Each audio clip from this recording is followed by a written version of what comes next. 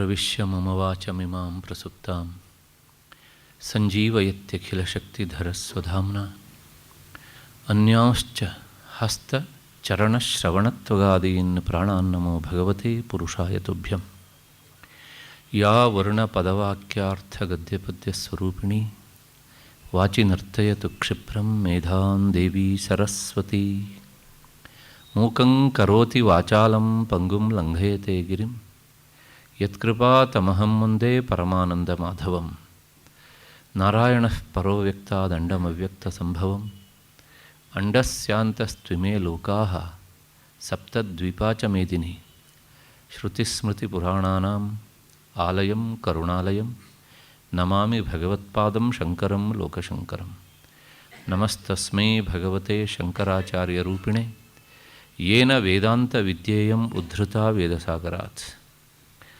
ನನ್ನ ಭಗವದ್ಗೀತಾ ಬಂಧುಗಳೇ ಹಾಗೂ ಈ ಕಾರ್ಯಕ್ರಮದ ಪ್ರಾಯೋಜಕರಾದಂತಹ ಶ್ರೀಮತಿ ಮತ್ತು ಶ್ರೀ ಅಮರನಾಥ್ ದಂಪತಿಗಳವರೇ, ಎಲ್ಲ ಹಿರಿಯರೇ, ನನ್ನ ನಿಮ್ಮೆಲ್ಲರ ಹೃನ್ಮಂದಿರವನ್ನು ಬೆಳಗ್ತಾ ಇರುವಂತಹ ಮಹಾಚೈತನ್ಯಕ್ಕೆ ವಂದಿಸ್ತಾ ಇಂದಿನ ಚಿಂತನೆಗೆ ಮುಂದಾಗ್ತಾ ಇದ್ದೇನೆ. ಮಧ್ಯದಲ್ಲಿ ಒಂದು ವಿಷಯಾಂತರಕ್ಕೆ ಸಂಬಂಧಿಸಿದ ಮಾತು. ಮೊನ್ನೆ ದಿವಸ ನಾನು ಯಶಾಸ್ತ್ರ ವಿಧಿಮುತ್ಸೃಜ್ಯ ಯಜಂತೆ ವರ್ತತೆ ಕಾಮಕಾರತಃ ನ ಸ ಸಿದ್ಧಿಮಾಪ್ನೋತಿ ನ ಸುಖಂ ನ ಪರಾಂಗತಿಂ ಎನ್ನುವ ಶ್ಲೋಕದ ವಿವರಣೆಯನ್ನು ಮಾಡ್ತಾ, ಶಾಸ್ತ್ರ ಅಂದರೆ ಏನು, ಯಾವ ಗ್ರಂಥಗಳು ಅನ್ನೋದ್ರ ಬಗ್ಗೆ ಒಂದು ಮಾತು ಹೇಳ್ತಾ ಒಂದು ಶ್ಲೋಕವನ್ನು ಉದಾಹರಿಸಿ ಅದರೊಳಗೆ ಪಂಚರಾತ್ರಕಂ ಎನ್ನುವಂಥ ಒಂದು ಶಬ್ದವನ್ನು ಹೇಳಿದ್ದೆ ನಾನು. ಆ ಶಬ್ದಕ್ಕೆ ವಿವರಣೆ ಮಾಡಲಿಕ್ಕೆ ಹೋಗಿರಲಿಲ್ಲ ನಾನು, ಯಾಕೆಂದರೆ ಅದರ ಅಕ್ಕಪಕ್ಕದ ಬಂದಂತಹ ಶಬ್ದಗಳು ಪರಿಚಿತವಾದದ್ರಿಂದ. ಮತ್ತಲ್ಲೊಂದು ಶಬ್ದ ಉಂಟು, ಮೂಲ ರಾಮಾಯಣಂ ಅಂತ ಶಬ್ದ ಹೇಳಿದ್ದೆ ನಾನು. ಆ ಮೂಲ ರಾಮಾಯಣ ಎನ್ನುವಂತಹ ಶಬ್ದಕ್ಕೆ ವಿವರಣೆಯನ್ನು ಕೊಟ್ಟಿದ್ದೆ. ಆ ಪಂಚರಾತ್ರಕಂ ಎನ್ನುವಂತಹ ಶಬ್ದಕ್ಕೆ ನಾನು ವಿವರಣೆ ಕೊಟ್ಟಿರಲಿಲ್ಲ, ಯಾಕೆಂದರೆ ಆ ಕ್ಷಣಕ್ಕೆ ನನಗೆ ಇದಕ್ಕೆ ವಿವರಣೆ ಬೇಕು ಅಂತ ಅನ್ನಿಸ್ಲಿಲ್ಲ, ಹೇಳಲಿಲ್ಲ ಅಷ್ಟೇ, ಹೇಳಬಾರ್ದು ಅಂತಲ್ಲ. ಆದರೆ ಇದಕ್ಕೆ ಸಂಬಂಧಪಟ್ಟ ಹಾಗೆ ಇಬ್ಬರು ಹಿರಿಯ ಶ್ರೋತೃಗಳು ಇದನ್ನು ಹೇಳಲಿಲ್ಲ, ನೀವು ಒಂದು ಸ್ವಲ್ಪ ಪರಿಚಯಿಸಿಕೊಡಿ ನಮಗೆ ಅಂತ ಕೇಳಿದ್ದಾರೆ. ಹಾಗಾಗಿ ಇಂದಿನ ವಿಷಯ ಪ್ರಾರಂಭ ಮಾಡೋದಕ್ಕಿಂತ ಮೊದಲು ಈ ಪಂಚರಾತ್ರ ಆಗಮ ಅದರ ಬಗ್ಗೆ ಒಂದು ಸ್ವಲ್ಪ ಮಾಹಿತಿಯನ್ನು ಕೊಟ್ಟು ಮತ್ತೆ ನೇರ ಇಂದಿನ ವಿಚಾರಕ್ಕೆ ಬರ್ತೇನೆ. ನಮ್ಮಲ್ಲಿ ಶಾಸ್ತ್ರಗ್ರಂಥಗಳು ಅಂತ ವಿಶೇಷ ಪರಿಗಣಿತವಾದವು ಇಷ್ಟು: ಋಗ್ ಯಜುಸ್ ಸಾಮಾಥರ್ವಶ್ಚ. ಈ ನಾಲ್ಕನ್ನು ಸೇರಿಸಿ ಆಚಾರ್ಯ ಭಗವತ್ಪಾದರು ಒಂದೇ ಮಾತು ಹೇಳ್ತಾರೆ, ಶಾಸ್ತ್ರಂ ವೇದ ಅಂತ. ನಾನು ಈ ಮಾತನ್ನು ಹೇಳಿದ್ದೇನೆ, ಇದ್ರ ಬಗ್ಗೆ ಯಾರಿದ್ದು ವಿಪ್ರತಿಪತ್ತಿ ಇಲ್ಲ.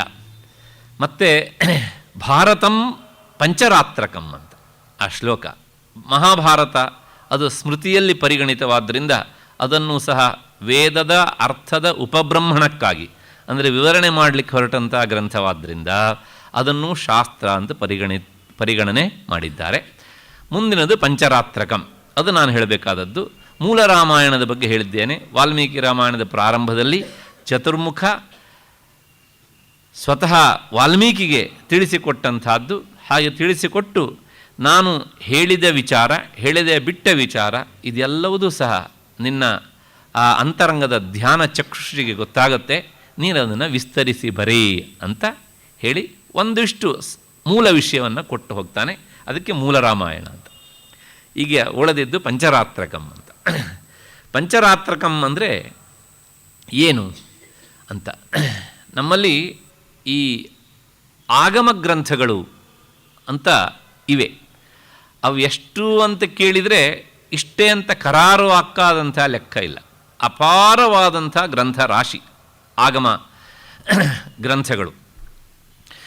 ಆ ಅಷ್ಟು ಆಗಮಗಳನ್ನು ಸಾಮಾನ್ಯವಾಗಿ ನಮ್ಮಲ್ಲಿರುವಂಥ ಈ ಮೂರು ಪ್ರಧಾನ ಪಂಥಗಳಿಗೆ ಅನುಗುಣವಾಗಿ ಮೂರು ವಿಭಾಗ ಮಾಡುವಂಥದ್ದುಂಟು.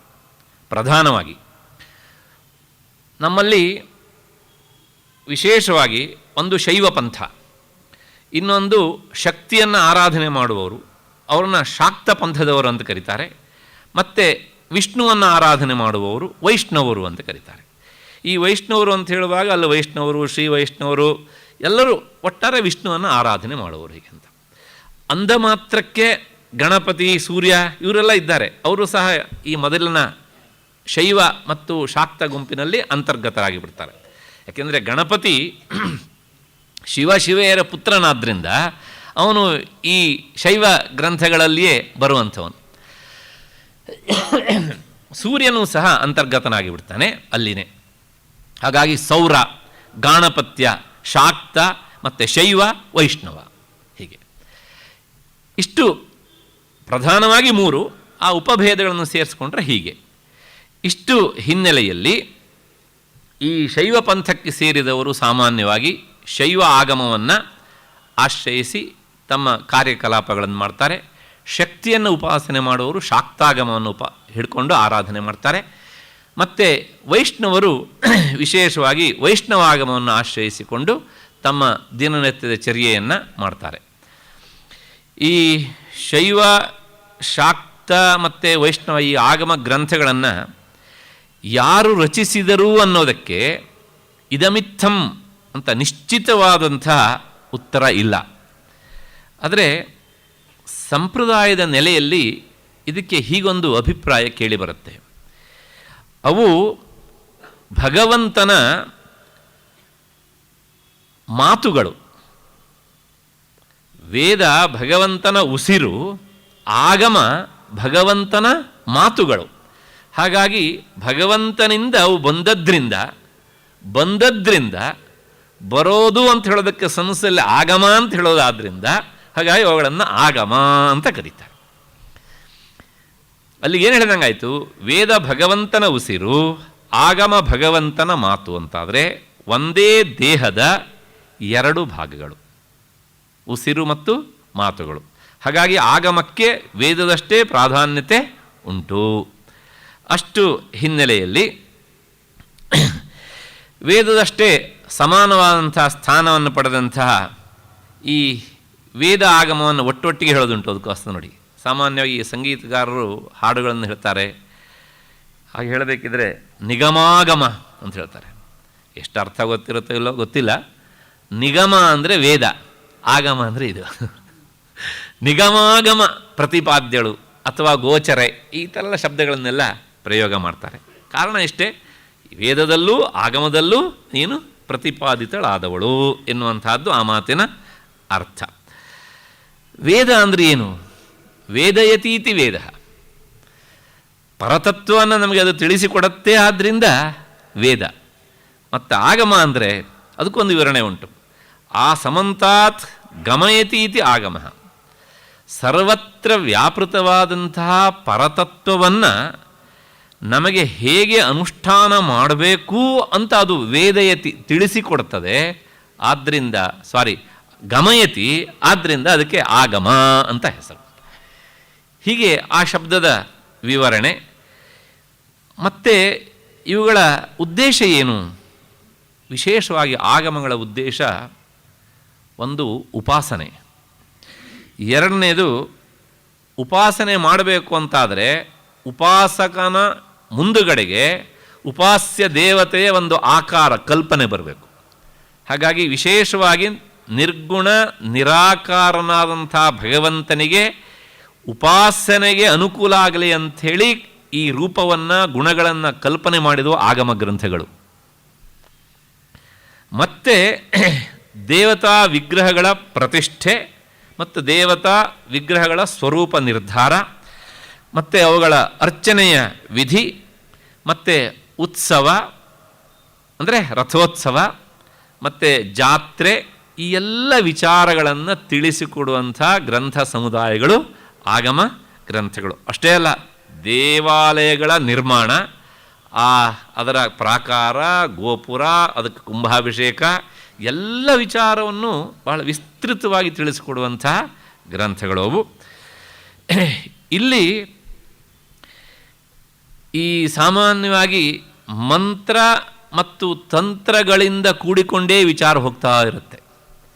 ಹಾಗಾಗಿ ಈ ಆಗಮ ಗ್ರಂಥಗಳನ್ನು ಸಾಮಾನ್ಯವಾಗಿ ತಂತ್ರಶಾಸ್ತ್ರ ಅಂತ ಕರೆಯುವಂಥ ಹೆಸರು ಸಹ ಹೆಚ್ಚು ಪ್ರಸಿದ್ಧವಾಗಿದೆ ಸಾಮಾನ್ಯವಾಗಿ.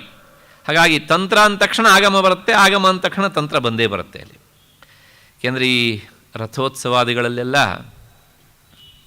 ಸಪ್ತಾಹ ರಥೋತ್ಸವ ಅಥವಾ ಕೆಲವು 3 ದಿವಸದ ಈ ಎಲ್ಲ ರಥೋತ್ಸವಗಳಲ್ಲೆಲ್ಲ ಆ ಪ್ರಾಕಾರ ದೇವತೆಗಳಿಗೆ ಬಲಿಯನ್ನೆಲ್ಲ ಹಾಕ್ತಾರೆ. ಅಲ್ಲೆಲ್ಲ ತಂತ್ರಶಾಸ್ತ್ರದ ಮೂಲಕ ಬಲಿ ಹಾಕುವಂಥ ವಿಧಾನ ಇರ್ತದೆ.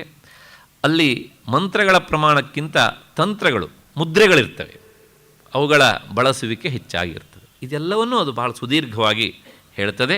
ಹಾಗಾಗಿ ಇದನ್ನು ಒಟ್ಟಾಗಿ ತಂತ್ರಶಾಸ್ತ್ರ ಎನ್ನುವಂಥ ಹೆಸರಿನಿಂದಲೂ ಸಹ ಕರೆಯುವಂಥ ಒಂದು ಪರಿಪಾಟಿ ಉಂಟು. ತಂತ್ರ ಅಂದ ತಕ್ಷಣ ನಮ್ಮಲ್ಲಿ ಬಹಳಷ್ಟು ಜನ ಮೂಗು ಮುರಿತಾರೆ. ಯಾಕೆಂದರೆ ಅಲ್ಲಿ ಬರೋದೆಲ್ಲ ಕೆಟ್ಟ ವಿಚಾರ ಅಂತ. ಹಾಗೇನು ತಿಳ್ಕೊಳ್ಬೇಕಾದದ್ದಿಲ್ಲ. ಈ ಸಂದರ್ಭ ಬಂದಿದ್ದಕ್ಕೆ ಹೇಳ್ತೇನೆ, ನಮ್ಮ ಮನೆಯ ಮುಂದೆ ನಾವು ರಂಗವಲ್ಲಿ ಹಾಕ್ತೇವಲ್ಲ, ಈ ರಂಗವಲ್ಲಿಯ ಹಿಂದಿನ ಪರಿಕಲ್ಪನೆ ತಂತ್ರಶಾಸ್ತ್ರವೇ, ನಾವು ಮರಿಬಾರ್ದು ಅದನ್ನು. ಹಾಗಾಗಿ ಎಲ್ಲ ವಿಚಾರಗಳನ್ನು ಬಹಳ ವಿಸ್ತೃತವಾಗಿ ತಿಳಿಸುತ್ತೆ. ಹಾಗಾಗಿ ನಾವು ತಂತ್ರಶಾಸ್ತ್ರ ಅಂದ ತಕ್ಷಣ ಅದು ಯಾವುದೋ ಕೆಟ್ಟ ವಿಚಾರವನ್ನು ಹೇಳುತ್ತೆ ಅಂತ ತಿಳ್ಕೊಳ್ಬಾರ್ದು. ಅದಕ್ಕೊಂದು ವಿವರಣೆ ಕೊಡುತ್ತೆ ಕಾವಿಕ ಆಗಮ. ತನೋತಿ ವಿಪುಲಾನ್ ಅರ್ಥಾನ್, ಅದು ಬಹಳ ವಿಪುಲವಾದ ಅರ್ಥವನ್ನು ಬಹಳ ಸೊಗಸಾಗಿ ತಿಳಿಸಿಕೊಡುತ್ತೆ. ಎಲ್ಲಿರುವಂಥದ್ದು ಅಂದರೆ ತಂತ್ರ ಮಂತ್ರ ಸಮನ್ವಿತಾನ್, ತಂತ್ರಗಳಲ್ಲಿರುವ ಅರ್ಥವನ್ನು, ಮಂತ್ರಗಳಲ್ಲಿರುವಂಥ ಅರ್ಥವನ್ನು ಬಹಳ ವಿಸ್ತೃತವಾಗಿ ತಿಳಿಸಿಕೊಡುತ್ತೆ. ಮತ್ತು ತ್ರಾಣಂಚ ಕುರುತೆ ಯಸ್ಮಾತ್, ಮನುಷ್ಯನಿಗೆ ಬೇಕಾದಂಥ ರಕ್ಷಣೆಯನ್ನೂ ಸಹ ಅದು ಕೊಡುತ್ತೆ. ಹಾಗಾಗಿ ತಂತ್ರಮಿತ್ಯ ವಿಧೀಯತೆ, ಎಲ್ಲ ವಿವರಣೆ ಹಿನ್ನೆಲೆಯಲ್ಲಿ ಅದನ್ನು ತಂತ್ರಶಾಸ್ತ್ರ ಅಂತ ಕರೀತಾರೆ. ಹಾಗಿದ್ದರೆ ಈ ಆಗಮಗಳು ಪ್ರಧಾನವಾಗಿ ತಿಳಿಸುವ ವಿಷಯಗಳು ಎಷ್ಟು ಅಂತ ಪ್ರಶ್ನೆ. ಅದರೊಳಗೆ ವಿಶೇಷವಾಗಿ 4 ಭಾಗಗಳು ಸಾಮಾನ್ಯ ಎಲ್ಲ ಆಗಮಗಳಲ್ಲೂ, ಆಗಮ ಗ್ರಂಥಗಳಲ್ಲೂ ಸಮಷ್ಟಿಯಾಗಿ ಹೇಳಬೇಕು ಅಂತಾದರೆ, ಒಂದು ಜ್ಞಾನ ಸಂಬಂಧಪಟ್ಟಂಥ ಭಾಗ ಬರ್ತದೆ. ಜ್ಞಾನ ಅಂದರೆ ಮತ್ತು ಈ ವೇದಾಂತದ ವಿಚಾರವೇ. ಸಾಮಾನ್ಯವಾಗಿ ವೇದಾಂತದ ವಿಚಾರವನ್ನು ಬಿಟ್ಟು ಬೇರೆ ಗ್ರಂಥಗಳಲ್ಲಿ ಜ್ಞಾನದ ಬಗ್ಗೆ ಹೇಳಬೇಕು ಅಂದರೆ ಅವು ಇದನ್ನು ಆಶ್ರಯಿಸಿ ಹೇಳಬೇಕು, ಇದನ್ನು ಬಿಟ್ಟು ಹೇಳಲಿಕ್ಕೆ ಆಗೋದಿಲ್ಲ. ಹಾಗಾಗಿ ಪುನಃ ಅಲ್ಲೂ ಇದೇ ವಿಚಾರ ಬರ್ತದೆ. ಜೀವ ಮತ್ತು ಜಗತ್ತು ಮತ್ತು ಜೀವನ ಕುರಿತಾದಂತಹ ಸ್ವರೂಪ ಇತ್ಯಾದಿ ಇತ್ಯಾದಿ ಎಲ್ಲ ತಿಳಿಸ್ಕೊಡುವಂತಹ ಭಾಗ. ಅದಕ್ಕೆ ಒಂದು ಜ್ಞಾನ ಭಾಗ ಅಥವಾ ಜ್ಞಾನಕಾಂಡ ಅಥವಾ ಜ್ಞಾನಕ್ಕೆ ಸಂಬಂಧಪಟ್ಟಂಥ ವಿಭಾಗ ಅಂತ. ಮತ್ತು ಎರಡನೆಯ ಒಂದು ವಿಭಾಗ ಉಂಟು, ಅದು ಯೋಗ ವಿಭಾಗ. ಯೋಗ ವಿಭಾಗ ಅಂದರೆ ಮನುಷ್ಯನ ಪರಮ ಗುರಿಯಾದಂಥ ಮೋಕ್ಷ, ಆ ಮೋಕ್ಷಕ್ಕಾಗಿ ಬೇಕಾದಂಥ ಸಾಧನೆಗಳನ್ನೆಲ್ಲ ಅದು ತಿಳಿಸಿಕೊಡುತ್ತೆ. ಅದು ಕ್ರಿಯೆಗೆ ಸಂಬಂಧಪಟ್ಟಂಥ ವಿಭಾಗ, ಯೋಗಕ್ಕೆ ಸಂಬಂಧಪಟ್ಟಿದ್ದು. ಮತ್ತು ಮೂರನೇದು ಕ್ರಿಯಾ ವಿಭಾಗ ಅಂತ. ಈ ಕ್ರಿಯಾ ವಿಭಾಗವೇ ವಿಶೇಷವಾಗಿ ದೇವಾಲಯದ ಸ್ವರೂಪಗಳನ್ನೆಲ್ಲ ನಿರ್ಧಾರ ಮಾಡುತ್ತೆ. ಅಲ್ಲಿರುವಂತಹ ಪೂರ್ತಿ ವಿಚಾರ, ಧ್ವಜಸ್ತಂಭ ಹೇಗಿರಬೇಕು, ಪ್ರಾಕಾರ ಹೇಗಿರಬೇಕು, ಎತ್ತರ ಹೇಗಿರಬೇಕು, ಅದು ಶೈವ ಪಂಥದ್ದಾದರೆ ಹೇಗಿರಬೇಕು, ಶಾಕ್ತ ಪಂಥದ್ದಾದರೆ ಹೇಗಿರಬೇಕು, ವೈಷ್ಣವ ಪಂಥದ್ದಾದರೆ ಹೇಗಿರಬೇಕು. ಒಟ್ಟಾರೆ ಈ ನಮ್ಮಲ್ಲಿರುವಂತಹ ದೇವಾಲಯದ ಕಲ್ಪನೆ ಇದು ಅತ್ಯಂತ ಶಾಸ್ತ್ರೀಯವಾದದ್ದು, ಇದನ್ನು ನಾವು ಮರಿಬಾರ್ದು. ಆದರೆ ಇತ್ತೀಚಿನ ದಿನಗಳಲ್ಲಿ ಈ ಫುಟ್ಪಾತಲ್ಲೆಲ್ಲ ದೇವಾಲಯದ ನಿರ್ಮಾಣ ಆಗೋದಿದೆಯಲ್ಲ, ಇವು ಅಶಾಸ್ತ್ರೀಯವಾದವುಗಳು. ಏಕೆಂದರೆ ಈ ಸಂದರ್ಭ ಬಂದಿದ್ದಕ್ಕೆ ನೆನಪಿಸ್ತೇನೆ, ಆ ದೇವಾಲಯಗಳ ಕಲ್ಪನೆ ಹೇಗಿರಬೇಕು ಅನ್ನೋದಕ್ಕೆ ನಾವು ದಕ್ಷಿಣ ದೇಶಕ್ಕೆ ಹೋಗಬೇಕು. ಈಗ ಮಧುರೆಯ ಮೀನಾಕ್ಷಿ ದೇವಾಲಯ ಒಂದೇ, ಹೆಚ್ಚಿಗೆ ಇಲ್ಲ, ಪ್ರಾಯಶಃ 14 ಎಕರೆಗಳಲ್ಲಿದೆ ಅದು. ಅದನ್ನು ನೀವು ಸಂಪೂರ್ಣವಾಗಿ ನೋಡಬೇಕು ಅಂತಾದರೆ, ಪೂರ್ತಿಯಾಗಿ ಅಂದರೆ ಅಧ್ಯಯನದ ಹಿನ್ನೆಲೆ ನೋಡಬೇಕು ಅಂದರೆ ಕೊನೆ ಪಕ್ಷ ನಿಮಗೆ 5 ದಿವಸ ಬೇಕು.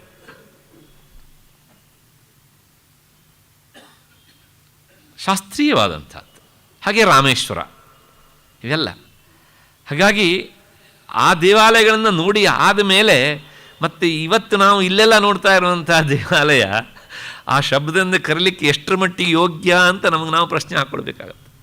ಅಷ್ಟರ ಮಟ್ಟಿಗೆ ಹೀಗೆ ಆ ದೇವಾಲಯಗಳ ನಿರ್ಮಾಣದ ಹಂತದಿಂದ ಹಿಡಿದು, ನಿರ್ಮಾಣ ಹಂತ ಅಂತ ಯಾಕೆ ಹೇಳಿದೆ ಅಂದರೆ, ಎಲ್ಲಿ ದೇವತಾ ವಿಗ್ರಹವನ್ನು ಪ್ರತಿಷ್ಠೆ ಮಾಡಬೇಕೋ ಅಲ್ಲಿ ಆ ದೇವತಾ ವಿಗ್ರಹದ ಒಂದು ಪ್ರಮಾಣದ ಹಿನ್ನೆಲೆಯಲ್ಲಿ ಇಷ್ಟಿಷ್ಟೇ ಬಂಗಾರ ಹಾಕಬೇಕು ಅಂತಿರುತ್ತೆ. ಇದು ನಮ್ಮವ್ರಿಗೆ ಗೊತ್ತಿಲ್ಲ. ನಮ್ಮ ದೇಶಕ್ಕೆ ಬಂದಂತಹ ಬೇರೆ ಎಲ್ಲ ಜನರಿಗೆ ಗೊತ್ತಾಯಿತು. ಹಾಗಾಗಿ ನಮ್ಮ ದೇವಾಲಯದ ಮೇಲೆ ಆಕ್ರಮಣ ಮಾಡಿದರು, ಅಲ್ಲಿರುವ ವಿಗ್ರಹಗಳನ್ನು ಕಿತ್ತರು, ವಿಶೇಷವಾಗಿ ಮೂಲ ವಿಗ್ರಹಗಳನ್ನು ಅಲ್ಲಿ ಇರುತ್ತೆ ಅಂತ ಗೊತ್ತು. ಅದೆಲ್ಲವನ್ನೂ ಸಹ ಸುದೀರ್ಘವಾಗಿ ತಿಳಿಸಿಕೊಡುತ್ತೆ ಈ ಆಗಮ ಗ್ರಂಥ. ಇದೆಲ್ಲ ಈ ಕ್ರಿಯಾ ಎನ್ನುವಂಥ ವಿಭಾಗದಲ್ಲಿ ಬರುವಂಥದ್ದು. ಮತ್ತು 4ನೇ ವಿಭಾಗ ಅದು ಚರ್ಯಾ ವಿಭಾಗ ಅಂತ. ಅಲ್ಲಿ ಈ ಆಗಮಗಳಲ್ಲಿ ಹೇಳಿದಂತಹ ಈ ಎಲ್ಲ ವಿಚಾರಗಳನ್ನು ಜೀವನದಲ್ಲಿ ಅಳವಡಿಸಿಕೊಳ್ಳೋದು, ಅಂದರೆ ಅನುಷ್ಠಾನದ ಮೂಲಕ ಆಚರಿಸುವುದು ಹೇಗೆ ಅನ್ನೋದನ್ನು ಅದು ತಿಳಿಸಿಕೊಡುತ್ತೆ. ಅದು ಚರ್ಯಾ ವಿಭಾಗ. ಇದಿಷ್ಟು ಆಗಮಕ್ಕೆ ಸಂಬಂಧಪಟ್ಟಂಥ ವಿಚಾರ. ಈಗ ಪಂಚರಾತ್ರಾಗಮ. ಈ ವೈಷ್ಣವ ಆಗಮಗಳಲ್ಲಿ ಪ್ರಧಾನವಾಗಿ 2, ಒಂದು ವೈಖಾನಸ ಆಗಮ, ಇನ್ನೊಂದು ಪಂಚರಾತ್ರಾಗಮ ಅಂತ. ಈ ಭಗವಂತನೇ ವಿಖನಸ ಎನ್ನುವಂಥ ಮಹರ್ಷಿಗೆ ಅದನ್ನು ಉಪದೇಶ ಮಾಡಿದ್ದಾದ್ದರಿಂದ ಅದಕ್ಕೆ ವೈಖಾನಸ ಆಗಮ ಅಂತ ಹೆಸರು. ಮತ್ತು ಆಗಮ ಗ್ರಂಥಗಳು ಹೇಳ್ತೇವೆ, ಅದಾದಮೇಲೆ ಆ ವಿಖನಸ ಮಹರ್ಷಿ ತಾನು ಭಗವಂತನಿಂದ ತಿಳಿದಂಥ ವಿಚಾರವನ್ನು ಅತ್ರಿ, ಭೃಗು, ಮರೀಚಿ, ಕಶ್ಯಪ ಹೀಗೆ ಬೇರೆ ಬೇರೆಯವರಿಗೆಲ್ಲ ಆತ ಉಪದೇಶ ಮಾಡಿದ. ಅದು ವೈಖಾನಸ ಆಗಮ. ಇಲ್ಲೆಲ್ಲ ವಿಷ್ಣು ಪಾರಮ್ಯ ವಿಚಾರ ಹೆಚ್ಚಾಗಿ ಬರ್ತವೆ.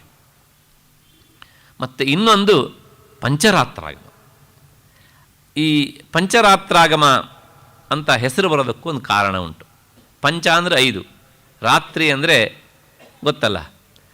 ಆ 5 ರಾತ್ರಿಗಳಲ್ಲಿ ಭಗವಂತ ಈ 5 ಜನ ದೇವತೆಗಳಿಗೆ ಈ ವಿಚಾರವನ್ನು ತಿಳಿಸಿಕೊಟ್ಟದ್ರಿಂದ ಅದಕ್ಕೆ ಪಂಚರಾತ್ರಾಗಮ ಅಥವಾ ಪಾಂಚರಾತ್ರಕಂ ಅಂತ ಹೆಸರು ಬಂತು.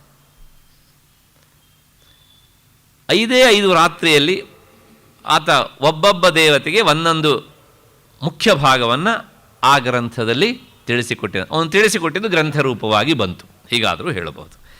ಆ ದೇವತೆಗಳು ಯಾರು ಅಂದರೆ ಅನಂತ ವಿಶೇಷವಾಗಿ ಆತ ಸರ್ಪರಾಜ, ಮತ್ತು ಗರುಡ, ವಿಶ್ವಕ್ಸೇನ, ಮತ್ತು ಬ್ರಹ್ಮ, ಮತ್ತು ದೇವೇಂದ್ರ, ಇಂದ್ರ. ಈ 5 ಜನ ದೇವತೆಗಳಿಗೆ 5 ರಾತ್ರಿಯಲ್ಲಿ ಈ ವಿಚಾರವನ್ನು ಬೋಧಿಸಿದ್ದರಿಂದ ಅದನ್ನು ಪಂಚರಾತ್ರಾಗಮ ಅಂತ ಕರೀತಾರೆ. ಈಗಿಲ್ಲ ಮತ್ತೆ ಪುನಃ ನಿಮಗೊಂದು ಸಂಶಯ ಬರುತ್ತೆ, ಅಲ್ಲ ರಾತ್ರಿಯಲ್ಲಿ ಹೇಳಿದ್ದರಿಂದ ಪಂಚರಾತ್ರಿ ಆಗಮ ಆಗಬೇಕಲ್ವಾ ಅಂತ. ಅದರ ವ್ಯಾಕರಣದಲ್ಲಿ ಒಂದು ನಿಯಮ ಉಂಟು. ಎಲ್ಲಿ ರಾತ್ರಿ ಶಬ್ದದ ಹಿಂದೆ ಸಂಖ್ಯಾವಾಚಕ ಶಬ್ದ ಇರುತ್ತೋ ಆಗ ಆ ರಾತ್ರಿ ಶಬ್ದ ಅದು ನಪುಂಸಕಲಿಂಗ ಆಗಿಬಿಡುತ್ತೆ. ಅದು ವ್ಯಾಕರಣದ ನಿಯಮ. ಹಾಗಾಗಿ ಪಂಚರಾತ್ರಮೇವ ಪಾಂಚರಾತ್ರಕಂ ಅಂತ ಅದಕ್ಕೆ ಸಂಬಂಧಪಟ್ಟಿದ್ದು. 5 ರಾತ್ರಿಗಳಲ್ಲಿ ದೇವತೆಗಳಿಗೆ ಉಪದೇಶ ಮಾಡಿದಂಥ ವಿಚಾರಕ್ಕೆ ಸಂಬಂಧಪಟ್ಟ ಗ್ರಂಥ ಪಾಂಚರಾತ್ರಕಂ ಅಂತ. ಇಷ್ಟು ವಿವರಣೆ. ಹಾಗಾಗಿ ನವರಾತ್ರಿ ಅಂತ ಹೇಳೋದುಂಟಲ್ಲ, ಕನ್ನಡದಲ್ಲಿ ಅದು ಸರಿ. ಅದು ಸಂಸ್ಥೆಯಲ್ಲಿ ಹೇಳಬೇಕಿದ್ರೆ ನವರಾತ್ರಂ ಅಂತಲೇ ಹೇಳಬೇಕು, ದಶರಾತ್ರಂ ಅಂತಲೇ ಹೇಳಬೇಕು. ಯಾಕೆ? ರಾತ್ರಿ ಶಬ್ದದ ಹಿಂದೆ ಸಂಖ್ಯೆ ಇದ್ದರೆ ಅದು ನಪುಂಸಕಲಿಂಗ ಆಗಿಬಿಡುತ್ತೆ. ಅದು ವ್ಯಾಕರಣದ ನಿಯಮ. ಇಷ್ಟು ಹಿನ್ನೆಲೆಯಲ್ಲಿ ಈ ಪಂಚರಾತ್ರಾಗಮದಲ್ಲಿ ವಿಷ್ಣುವಿನ ಆರಾಧನೆ, ಮತ್ತು ಒಂದು ಗ್ರಾಮವನ್ನು ನಿರ್ಮಾಣ ಮಾಡಬೇಕು ಅಂದರೆ ಆ ಗ್ರಾಮದ ಸ್ವರೂಪ ಹೇಗಿರಬೇಕು, ನಗರದ ನಿರ್ಮಾಣ, ನಾವಿವತ್ತು ಟೌನ್ ಪ್ಲ್ಯಾನಿಂಗ್ ಅಂತ ಏನು ಹೇಳ್ತೇವಲ್ಲ, ಇದೆಲ್ಲ ಏನು ಹೊಸ್ತಲ್ಲ, ಅಲ್ಲೇ ಇದ್ದದ್ದು. ಮತ್ತು ದೇವಾಲಯಗಳ ನಿರ್ಮಾಣ, ಈ ಎಲ್ಲ ವಿಚಾರಗಳು ಸಹ ಅಲ್ಲಿ ಸುದೀರ್ಘವಾಗಿ ಬರ್ತವೆ. ಹಾಗಾಗಿ ಇದು ಶಾಸ್ತ್ರಗ್ರಂಥ ಅಂತ ಪರಿಗಣನೆ ಆಗಿದೆ. ಇಷ್ಟು ಕೇಳಿ ಆದರೆ ಮತ್ತು ನಾನು ನಿಮಗೆ ಇನ್ನೊಂದು ಸಂಶಯ ಬರ್ಬೋದು. ಅಲ್ಲ, ಈ ಶೈವ, ಶಾಕ್ತ ಮತ್ತು ಗಾಣಪತ್ಯ ಮತ್ತು ಈ ವೈಖಾನಸ ಮತ್ತು ಪಂಚರಾತ್ರ ಇಷ್ಟೆಲ್ಲ ಇದ್ದಾಗ ಬರೀ ಒಂದು ಭಾಗಕ್ಕೆ ಸಂಬಂಧಪಟ್ಟಂತಹ ಪಾಂಚರಾತ್ರಕ ಅನ್ನುವಂತಹ ಶಬ್ದವನ್ನು ಮಾತ್ರ ಯಾಕೆ ಹೇಳಿತು, ನೀವು ಯಾಕೆ ಹೇಳಿದಿರಿ ಅಂತ. ಈ ಶ್ಲೋಕ ಯಾಕೆ ಹೇಳಿತು ಮತ್ತು ನೀವು ಯಾಕೆ ಹೇಳಿದ್ರಿ ಅಂತ ಅದಕ್ಕೊಂದು ಸಮಾಧಾನ ಹೇಳಿಬಿಡ್ತೇನೆ. ಮತ್ತೆ ನೋಡಿ, ಈ ಸಾಮಾನ್ಯವಾಗಿ ನಮ್ಮಲ್ಲಿ ಪಂಚಮೂರ್ತಿಗಳ ಆರಾಧನೆಯ ಕ್ರಮದಲ್ಲಿ ಮೊದಲು ಬರುವವನು ಸೂರ್ಯ, ಆಮೇಲೆ ಬರುವವನು ಗಣಪತಿ, ಆಮೇಲೆ ಬರುವವಳು ಶಕ್ತಿ, ಆಮೇಲೆ ಬರುವವನು ಶಿವ, ಆಮೇಲೆ ಬರುವವನು ವಿಷ್ಣು. ಈ ಕ್ರಮ ಉಂಟು, ಹೀಗೊಂದು ಕ್ರಮ ಉಂಟು. ಇಲ್ಲಿ ಈ ಕ್ರಮದಲ್ಲಿ 5ನೆಯ ಸ್ಥಾನದಲ್ಲಿ ನಿಲ್ಲುವವನು ಯಾರು? ವಿಷ್ಣು. ಆ 5 ಅಂತ ಹೇಳಿದರೆ ಮೊದಲನೇದು ಅದರೊಳಗೆ ಸೇರುತ್ತೆ ತಾನೆ. ಅರ್ಥ ಆಗದಿದ್ದರೆ ಬೇರೆ ಉದಾಹರಣೆ ಕೊಡ್ತೇನೆ. ಇವನು BA ಫೈನಲ್ ಇಯರಲ್ಲಿ ಪಾಸಾಗಿದ್ದಾನೆ ಅಂತ ಹೇಳಿದರೆ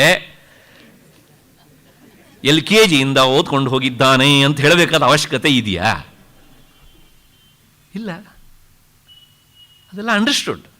ಹಾಗೇನೆ ಆ ಕೊನೆಯದನ್ನು ಹೇಳಿಬಿಟ್ರೆ ಮೊದಲನೇದು ಎಲ್ಲವೂ ಸಹ ಅದರೊಳಗೆ ಅಂತರ್ಗತವಾಗಿ ಬಿಡ್ತವೆ. ಹಾಗಾಗಿ ಈ ಕೊನೆಯಲ್ಲಿ ಬರುವಂತಹದ್ದು ಪಂಚರಾತ್ರಾಗಮ ಆದ್ದರಿಂದ ಪಾಂಚರಾತ್ರಕಂ ಅಂತ ಒಂದು ಶಬ್ದವನ್ನು ಹೇಳಿ ಇವುದು ಶಾಸ್ತ್ರಗಳು ಅಂತ ಪ್ರಾಚೀನರು ಒಂದು ಪಟ್ಟಿ ಮಾಡಿ ಕೊಟ್ಟಿದ್ದಾರೆ. ಇಷ್ಟು ಹಿನ್ನೆಲೆಯಲ್ಲಿ ಇದರ ವಿವರಣೆ ಸಾಕು. ಏಕೆಂದರೆ ಈ ತಂತ್ರಶಾಸ್ತ್ರ ಆಗಮಶಾಸ್ತ್ರಗಳ ಬಗ್ಗೆ ಹೇಳ್ತಾ ಹೋದರೆ ಅದಕ್ಕೆ ಕೊನೆ ಮೊದಲಿಲ್ಲ. ಅದರಿಂದ ಇದಿಷ್ಟು ವಿವರಣೆ ಸಾಕು ಅಂತ ಅಂದ್ಕೊಂಡು ಮತ್ತೆ ನೇರ ಇವತ್ತಿನ ವಿಷಯಕ್ಕೆ ಬರ್ತೇನೆ. ನಿನ್ನೆ ದಿವಸ ಬಂದಂತಹ ಒಂದು ಪ್ರಶ್ನೆ, ಅರ್ಜುನ ಶಾಸ್ತ್ರವಿಧಿಯನ್ನು ಬಿಟ್ಟು ಶ್ರದ್ಧೆಯಿಂದ ಕೂಡಿದವರು ಅವರು ಪೂಜೆಯನ್ನು ಮಾಡ್ತಾರೆ. ಶಾಸ್ತ್ರವಿಧಿಯನ್ನು ಬಿಟ್ಟಿರ್ತಾರೆ, ಆದರೆ ಶ್ರದ್ಧೆಯಿಂದ ಮಾಡ್ತಾರೆ. ಇಂಥವರ ನಿಷ್ಠೆ ಅದು ಎಂತಹ ನಿಷ್ಠೆ? ಸಾತ್ವಿಕವೋ, ರಾಜಸಿಕವೋ, ತಾಮಸಿಕವೋ ಅಂತ ಪ್ರಶ್ನೆ ಕೇಳಿದ್ದ. ಅದಕ್ಕೆ ಉತ್ತರ ಭಗವಂತ ಹೇಳಲಿಕ್ಕೆ ಹೊರಟಿದ್ದಾನೆ. ಅರ್ಜುನ ಶ್ರದ್ಧೆಯಿಂದ ಕೂಡಿ ಮಾಡ್ತಾರೆ ಅಂತ ಇಷ್ಟೇ ಹೇಳಿದ. ಭಗವಂತ ಅದಕ್ಕೆ ನೇರವಾಗಿ ಉತ್ತರ ಹೇಳಲಿಕ್ಕೆ ಹೊರಟಿದ್ದಾನೆ. ಶ್ರದ್ಧೆ ಅಂತ ನೀನು ಹೇಳಿಬಿಟ್ಟೆಲ್ಲ, ಶ್ರದ್ಧೆ ಅಂದರೆ ನಿನಗೆ ಎಷ್ಟು ಅಂತ ಗೊತ್ತಾ? ಆ ಶ್ರದ್ಧೆ ಅನ್ನೋದನ್ನು 3 ಭಾಗವಾಗಿ ನಾವು ತಿಳ್ಕೊಳ್ಬೇಕು. ಹಾಗೆ ತಿಳ್ಕೊಳ್ಳೋದೇ ಅದು. ಶ್ರದ್ಧೆಯಲ್ಲಿ 3 ಭಾಗ ಇದೆ ಅಂತ ಗೊತ್ತಿಲ್ಲದೇ ಇದ್ದರೆ ಅವನ ನಿಷ್ಠೆ ಅದು ಶ್ರದ್ಧೆಯಿಂದ ಕೂಡಿದೆಯೋ ಇಲ್ಲವೋ ಅಂತಲೇ ಗೊತ್ತಾಗೋದಿಲ್ಲ. ಆದ್ದರಿಂದಲೇ ಆ ಶ್ರದ್ಧೆಯನ್ನು 3 ಭಾಗ ಮಾಡಿ ಹೇಳ್ತಾ ಇದ್ದಾನೆ. ಸಾತ್ವಿಕ ಶ್ರದ್ಧೆ, ರಾಜಸಿಕ ಶ್ರದ್ಧೆ ಮತ್ತು ತಾಮಸಿಕ ಶ್ರದ್ಧೆ. ಅದರ ಮೇಲೆ ಅವನ ಪೂಜೆ ಯಾವ ಗುಂಪಿಗೆ ಬರ್ತದೆ ಅಂತ ನೀನು ನಿರ್ಧಾರ ಮಾಡಬಹುದು. ಇಷ್ಟು ಹಿನ್ನೆಲೆಯಲ್ಲಿ ಈ 5ನೇ ಶ್ಲೋಕ ಆಗಿತ್ತು. ಅಶಾಸ್ತ್ರವಿಹಿತಂ ಘೋರಂ ತಪ್ಯಂತೆ ಯೇ ತಪೋಜನಾ ದಂಭಾಹಂಕಾರ ಸಂಯುಕ್ತಾ ಕಾಮರಾಗ ಬಲಾನ್ವಿತಾ. ಇದರ ವಿವರಣೆ ಆಗಿದೆ. ಮತ್ತೆ ಅದರದ್ದೇ ಮುಂದುವರೆದ ಭಾಗ 6ನೇ ಶ್ಲೋಕ. ಈ ತಾಮಸಿಕ ಶ್ರದ್ಧೆ ಇರುವವರು ಹೇಗೆ ಇರ್ತಾರೆ ಅಂದರೆ, ಕರ್ಷಯಂತ ಶರೀರಸ್ಥಂ ಭೂತಗ್ರಾಮಂ ಅಚೇತಸಃ ಮಾಂಚೈವಾಂತ ಶರೀರಸ್ಥಂ ತಾನ್ವಿದ್ಧಿ ಅಸುರ ನಿಶ್ಚಯಾನ್ ಅಂತ. ಯಾರು ಈ ಶರೀರದಲ್ಲಿರುವಂಥ ಇಂದ್ರಿಯಗಳನ್ನು ಅವಿವೇಕಿಗಳಾಗಿ ಕೃಶಗೊಳಿಸುತ್ತಾ ಹೃದಯದಲ್ಲಿರುವಂತಹ ನನ್ನನ್ನು ಕೃಶಗೊಳಿಸ್ತಾ ತಪಸ್ಸನ್ನು ಮಾಡ್ತಾರೋ ಅವರು ಅಸುರ ನಿಶ್ಚಯ ಉಳ್ಳವರು ಅಂತ.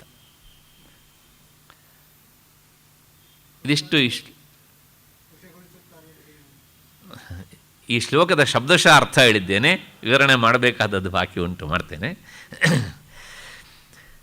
ಅಶಾಸ್ತ್ರ ಕರ್ಷಯಂತ ಶರೀರಸ್ಥಂ ಭೂತಗ್ರಾಮಂ. ಈ ತಾಮಸ ಶ್ರದ್ಧೆ ಇರುವಂಥವರು ಹೇಗೆ ತಮ್ಮ ಶ್ರದ್ಧೆಯನ್ನು ಪ್ರಕಟಪಡಿಸ್ತಾರೆ ಅಂದರೆ, ಈ ದೇಹದಲ್ಲಿರುವಂತಹ ಭೂತಗ್ರಾಮಗಳನ್ನು ಕರ್ಷಯಂತಹ ಅಂತ. ಭೂತಗ್ರಾಮ ಅಂದರೆ ಈ ಭೂತಗಳಲ್ಲ, ಅಂದರೆ ಇಂದ್ರಿಯ ಗಣಗಳು ಅಂತ ಅರ್ಥ. ಗ್ರಾಮ ಅಂದರೆ ಸಮೂಹ. ಹಾಗಾಗಿ ಇಂದ್ರಿಯ ಗಣಗಳನ್ನು ಕರ್ಷಯಂತಹ ಅಂದರೆ ವ್ಯರ್ಥವಾದಂತಹ ಉಪವಾಸ ಮತ್ತು ಆಹಾರ ನಿಗ್ರಹದ ಮೂಲಕ ಇಂದ್ರಿಯಗಳನ್ನು ಅತಿಯಾಗಿ ಬಳಲಿಸ್ತಾರೆ.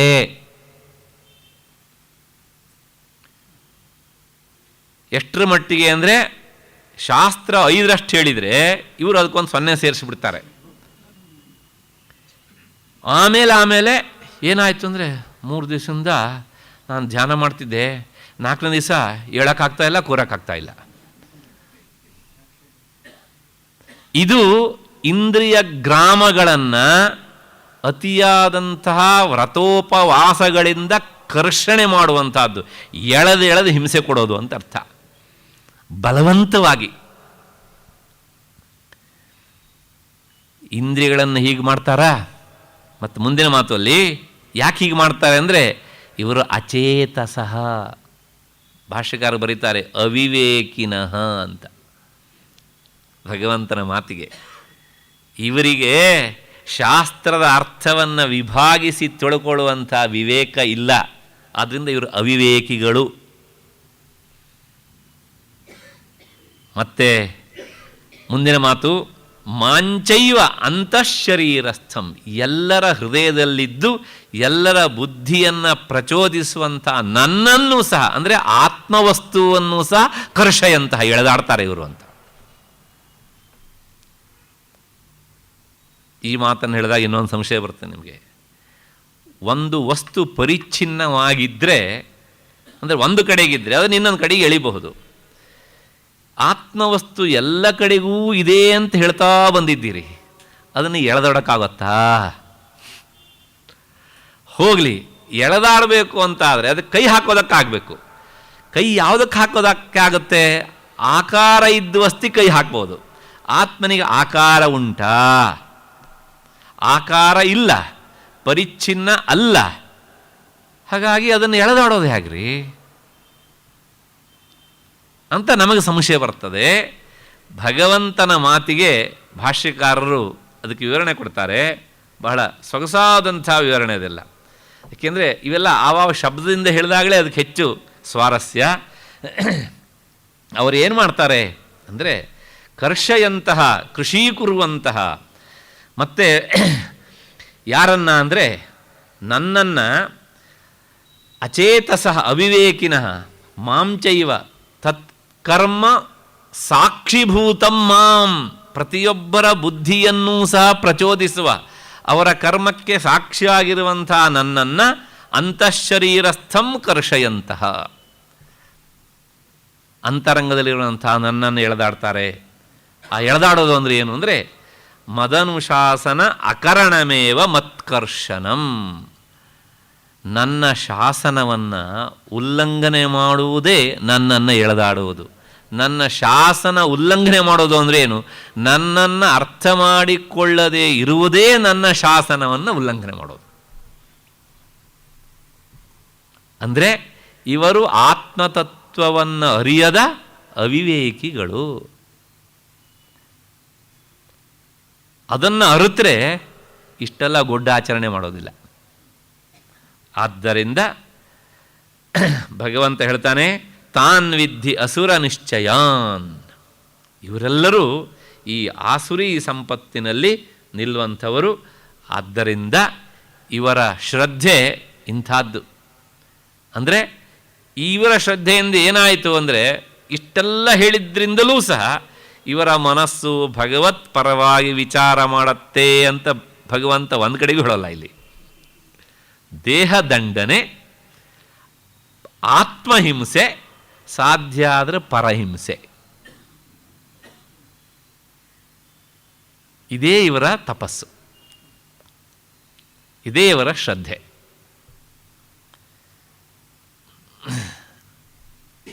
ನಮ್ಮ ಪೂಜೆಯನ್ನು ಮಾಡುವಾಗ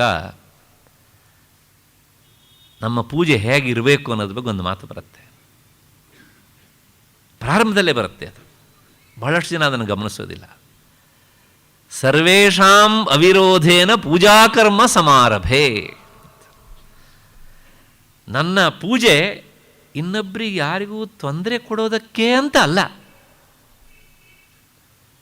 ಇನ್ನೊಬ್ಬರಿಗೆ ತೊಂದರೆ ಆಗದೆ ಇರುವ ಹಾಗೆ ನಾನು ಪೂಜೆ ಮಾಡ್ತೇನೆ. ಆದರೆ ಏನಾಗಿದೆ ಅಂದರೆ ಇವತ್ತು ಬಹಳಷ್ಟು ಜನ ಇನ್ನೊಬ್ಬರಿಗೆ ಒಂದಿಷ್ಟು ತೊಂದರೆ ಕೊಟ್ಟು ಮಾಡಿದ್ರೇ ನಮ್ಮ ಪೂಜೆ ಸಾರ್ಥಕ ಆಯಿತು ಅಂತ ಅಂದ್ಕೊಂಡ್ಬಿಟ್ಟಿದ್ದಾರೆ. ಅಲ್ಲಿ ಒಳಗಡೆಗೆ ಉಪಹಾರ ಮಾಡಿಕೊಂಡು ಮನೆ ಒಡೆತಿ ಕಾಯ್ತಾ ಇರ್ತಾಳೆ, 4 ಸಲ 5 ಸಲ ಕರಿತಾಳೆ. ಇವರು ಇನ್ನೂ ಆಗ ಮಾತ್ರ ಶುರು ಮಾಡ್ತಾರೆ, ನಮ್ಮ ಸೋಮಾಯಚ ರುದ್ರಾಯಚ ತಡಿ ಪುರುಷೂಕ್ತ ಹೇಳಿ ಬಂದುಬಿಡ್ತೇನೆ ಅಂತ ಮಧ್ಯದಲ್ಲಿ ಇದೊಂದು ವಿವರಣೆ ಬೇರೆ ಕೊಡ್ತಾರೆ. ಯಾವ ದೇವರಿಗೆ ಪ್ರೀತಿಯ ಇದು?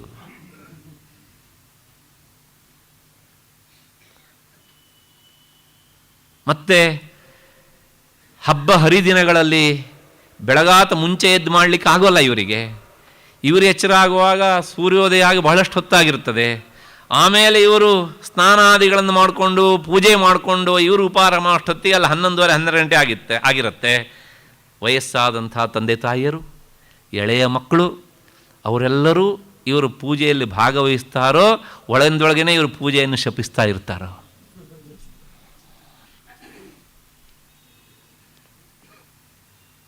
ಇದನ್ನು ನಾವು ಅರ್ಥ ಮಾಡ್ಕೊಳ್ಬೇಕು. ಹೀಗೆ ಮಾಡುವಂತಹ ಇನ್ನೊಬ್ಬರಿಗೆ ನೋವನ್ನುಂಟು ಮಾಡಿ ಮಾಡುವಂತಹ ಪೂಜೆ ಉಂಟಲ್ಲ, ಅದು ತಾಮಸ ಶ್ರದ್ಧೆಯಲ್ಲಿ ಸೇರಿಬಿಡುತ್ತೆ. ಹಾಗಿದ್ರೆ ಹೇಗೆ ಮಾಡಬೇಕು? ಮುಂಚೆ ಹೇಳು ನೀನು, ಯಾಕೆ ನಿನಗೆ ತಾನೇ ಬೇಕಾದದ್ದು, ನಮಗದು ಆಗೋದಿಲ್ಲ. ಅದಕ್ಕೋಸ್ಕರ ಏನು ಮಾಡ್ತೇವೆ ಕೇಳಿದ್ರೆ ಆಮೇಲೆ ನಮ್ಮದೆಲ್ಲ ಶುರುವಾಗತ್ತೆ ದಾಂಭಿಕತನದ ಪೂಜೆ. ಅದಕ್ಕೋಸ್ಕರ ಆ ಪೂಜೆ ಪ್ರಾರಂಭದಲ್ಲೇ ಪ್ರಾಚೀನ ಹೇಳಿದ ಮಾತು, ಸರ್ವೇಷಾಂ ಅವಿರೋಧೇನ ಪೂಜಾ ಕರ್ಮ ಸಮಾರಭೆ. ಇದನ್ನು ಮನಸ್ಸಲ್ಲಿ ಇಟ್ಕೊಂಡಾಗ ಮಾತ್ರ ನಮ್ಮ ಪೂಜೆಯನ್ನು ನಾವು ಹೇಗೆ ಮಾಡಬೇಕು ಅನ್ನೋದು ಗೊತ್ತಾಗುತ್ತೆ. ಮತ್ತಷ್ಟೇ ಅಲ್ಲ, ಇದಿಷ್ಟನ್ನೂ ಮಾಡುವುದು ನಾವು ಇನ್ನೊಬ್ಬರಿಗೆ ಹಿಂಸೆಯನ್ನು ಕೊಡೋದಕ್ಕೆ ಅಂತ ಆದರೆ ಅದನ್ನು ಪೂಜೆ ಅಂತ ಶಬ್ದದಿಂದ ಕರೆಯೋದಕ್ಕಾಗತ್ತಾ? ಇಲ್ಲ. ಮತ್ತಷ್ಟೇ ಅಲ್ಲ, ಹಾಗೆ ಅವರೆಲ್ಲರೂ ಸಹ ಒಳಗಡೆ ಗೊಣಗ್ತಾ ಇದ್ದಿದ್ದು ಪೂಜೆ ಮಾಡುವ ನಮ್ಮ ಕಿವಿ ಮೇಲೆ ಬಿದ್ದರೆ ಕೇಳಿದ ಆ ಕ್ಷಣದಿಂದ ಮುಂದೆ ಮಾಡುವಂತಹ ಪೂಜೆ ಪೂಜೆಯಾಗಿ ಉಳಿಯುತ್ತಾ? ಬಹಳ ಸೂಕ್ಷ್ಮವಾದಂಥ ವಿಚಾರ ಇವೆಲ್ಲ. ಹಾಗಾಗಿ ಭಗವಂತ ಹೇಳ್ತಾನೆ, ಈ ಎಚ್ಚರಿಕೆ ಇರಬೇಕಪ್ಪ, ನನ್ನನ್ನು ತಿಳಿದು ಪೂಜೆ ಮಾಡು. ಎಂತ ನನ್ನನ್ನು ತಿಳಿದು ಪೂಜೆ ಮಾಡೋದು ಹೇಗೆ ಅದನ್ನು ಹೇಳ್ತಾನೆ. ಸೋಹಂ ಭಾವೇನ ಪೂಜೆಯೇತ್, ದೇಹೋ ದೇವಾಲಯ ಪ್ರೋಕ್ತ ದೇವೋ ಜೀವ ಸದಾಶಿವ, ಮತ್ತು ತ್ಯಜೇತ್ ಅಜ್ಞಾನ ನಿರ್ಮಾಲ್ಯಂ ಸೋಹಂ ಭಾವೇನ ಪೂಜೆಯೇತ್. ನಿನ್ನೆ ಹಾಕಿದ ಹೂವು ಇಂದು ನಿರ್ಮಾಲ್ಯ ಅಲ್ಲ. ನಿನ್ನೆ ಪೂಜೆ ಮಾಡಿ ಆದಮೇಲೆ ನಾವು ಎಷ್ಟೋ ಕೊಳಕನ್ನು ಮಾಡಿ ಮನಸ್ಸಿಗೆ ಅಂಟಿಸ್ಕೊಂಡಿರ್ತೇವಲ್ಲ, ಅದು ನಿಜವಾದ ನಿರ್ಮಾಲ್ಯ. ಅದರ ಪ್ರತಿನಿಧಿಯಾಗಿ ಹಾಕಿದ ಹೂವನ್ನು ನಾವು ತೆಗೆದು ಹಾಕ್ತೇವೆ ಸಾಂಕೇತಿಕವಾಗಿ. ನೋಡಿ, ನಮ್ಮ ಕರ್ಮದ ಹಿಂದಿರುವಂತಹ ಪರಿಕಲ್ಪನೆ ಎಷ್ಟು ಸುಂದರವಾದಂಥದ್ದು, ಎಷ್ಟು ಶುದ್ಧವಾದಂಥದ್ದು. ಯಾಕೆ ನಾವು ಪೂಜೆ ಮಾಡಬೇಕಾದ್ರೆ ಹೇಗೆ ಮಾಡ್ತೀವಿ? ಈ ಭಾವನೆಯಿಂದ ಮಾಡೋದಿಲ್ಲ. ನಾನು ಪೂಜೆ ಮಾಡಿ ಇವತ್ತು ನೈವೇದ್ಯ ಮಾಡದೇ ಇದ್ದರೆ ದೇವರು ಉಪವಾಸ ಬಿದ್ದು ಬಿಡ್ತಾನೆ ಅಂತ. ನಿತ್ಯ ತೃಪ್ತನಾದವನಿಗೆ ನಾವು ಕೊಟ್ಟಂತಹ ಈ ಹಿಡಿ ನೈವೇದ್ಯದಿಂದ ಏನು ಹೊಟ್ಟೆ ತುಂಬತ್ರಿ? ಹಾಗಿದ್ರೆ ಇದೆಲ್ಲ ಯಾವುದಕ್ಕೋಸ್ಕರ? ನಮ್ಮ ಮನಸ್ಸಿನ ಕೊಳೆಯನ್ನು ತೊಳೆದುಕೊಳ್ಳೋದಕ್ಕೋಸ್ಕರ.